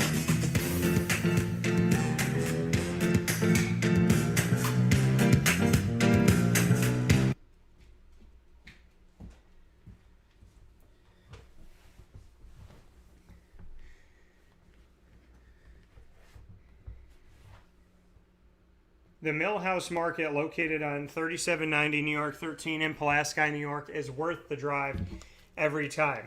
Make sure you download their app on the Google Play or Apple App Store today, so you'll have everything at your fingertips, from their homemade breads and quinoa bowls to rice bowls, as well as their brick oven pizzas, salads, and sandwiches named after the families that helped to settle today's Pulaski. Ingrained in our community and ingrained in our taste buds, the Millhouse Market is second to none and absolutely worth your drive. A last-minute gift, perfect in their general store, with local-made soaps, as well as jewelry, clothing, syrups, honeys, and so much more made right here in our community are available to you at their general store. Indoor dining that they have in a bistro menu that changes every weekend. And, of course, their drive-through pickup window to grab your food and go makes the Millhouse Market multiple places, all in one unique, local, amazing location on 3790 New York 13 in Pulaski, New York, that is worth the drive every time. Back here on Wake Up Call with Dan Tortora, where sports meets that thing called life. I want to thank my guests for being a part of today's show, my trio of awesome guests that we had here on Wake Up Call with Dan Tortora, that started with Papa Joe, went on to Airon Servais, and ended with Tim Lester.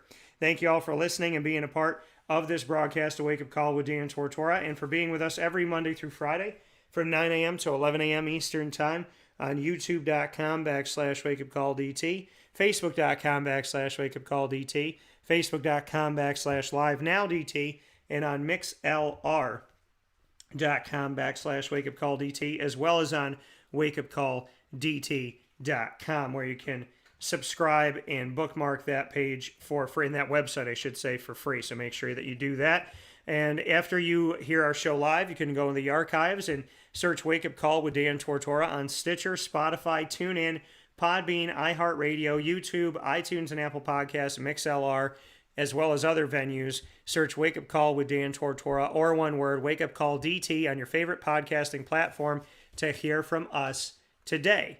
And a special thanks to all of our Central and Upstate New York partners: Cafe Cubal, Carvel DeWitt, the Wildcat Sports Pub, Ma and Pa's Kettle Corn and Popcorn Factory, where you can order from maandpazpopcorn.com anywhere in the country, any one of the 50 states. They'll ship it right to your doorstep at maandpazpopcorn.com, and you can go see them on 201 Old 7th North Street in Liverpool, New York, so make sure that you do that. Progressive Dental, Avicoli's, Canine Camp Dog Daycare, Chick-fil-A Cicero and Chick-fil-A Clay, Canine Campground Dog Boarding, Pizza Man, Lemoyne Dolphins, Millhouse Market, Honda City of Liverpool, Mother's Cupboard, Victory Sports Medicine and Orthopedics, and PB&J's Lunchbox, who you've all heard from during today's broadcast. Of course, Wake Up Call with Dan Tortora is the proud multimedia marketing partner of the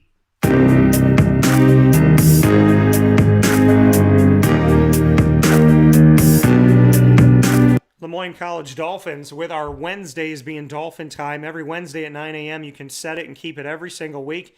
That at Wednesdays at 9 a.m. Eastern time, you will hear our show start off on Wake Up Call live with your Lemoyne Dolphins. We're first and third Wednesday, AD and DT, featuring Athletics Director Bob Beretta of Lemoyne and myself, Dan Tortora. And every second and fourth Wednesday, the Dolphin Dive, diving into stories of student athletes, coaches, or staff members at Lemoyne College and why they chose Lemoyne. So check those out and so much more on our YouTube channel by subscribing, youtube.com/wakeupcalldt, going to our Lemoyne tab on wakeupcalldt.com, as well as going to LemoyneDolphins.com.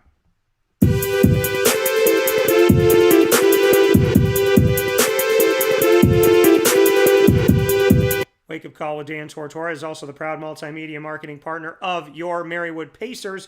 It's Pacer Pride, and the Pacers are with us every week to round out the week. Every single month of the year, you can hear from the Marywood Pacers here on Wake Up Call with Dan Tortora, where sports meets that thing called life. You can check out our past shows by subscribing to our YouTube channel, youtube.com/wakeupcalldt, and of course by going to our Marywood tab on wakeupcalldt.com. And you can find out more information by going to MarywoodPacers.com. A big shout out to Marywood University and our Pacer Pride exclusive segments with the Executive Director of Athletics, Pat Murphy, as well as coaches and student athletes. With that being said, Wake Up Call with Dan Tortora has a special Christmas spotlight show that is going to be featuring Tonio Gully, the brother of Prince Tyson Gully, who played at Syracuse. Tonio played running back at Navy with the midshipmen. He's a member of the U.S. Naval Academy, and he joins us for a very special freedom, peaceful, happy, football, and just life-related conversation on video that you don't want to miss. Tonio Gully, honoring our U.S. Naval Academy, our military, and honoring our freedoms and the beautiful things in life. Don't miss our special, airing at 9 a.m. Eastern Time this Christmas Eve on Facebook.com/wakeupcalldt and YouTube.com/wakeupcalldt, featuring Tonio Gully from our United States Naval Academy. Thank you to Tonio for being a part of this, and thank you to you. Find us on Facebook at WakeUpCallDT, Twitter at CallDT, and Instagram at WakeUpCall_DT. And in the meantime, God bless, no stress, do your best.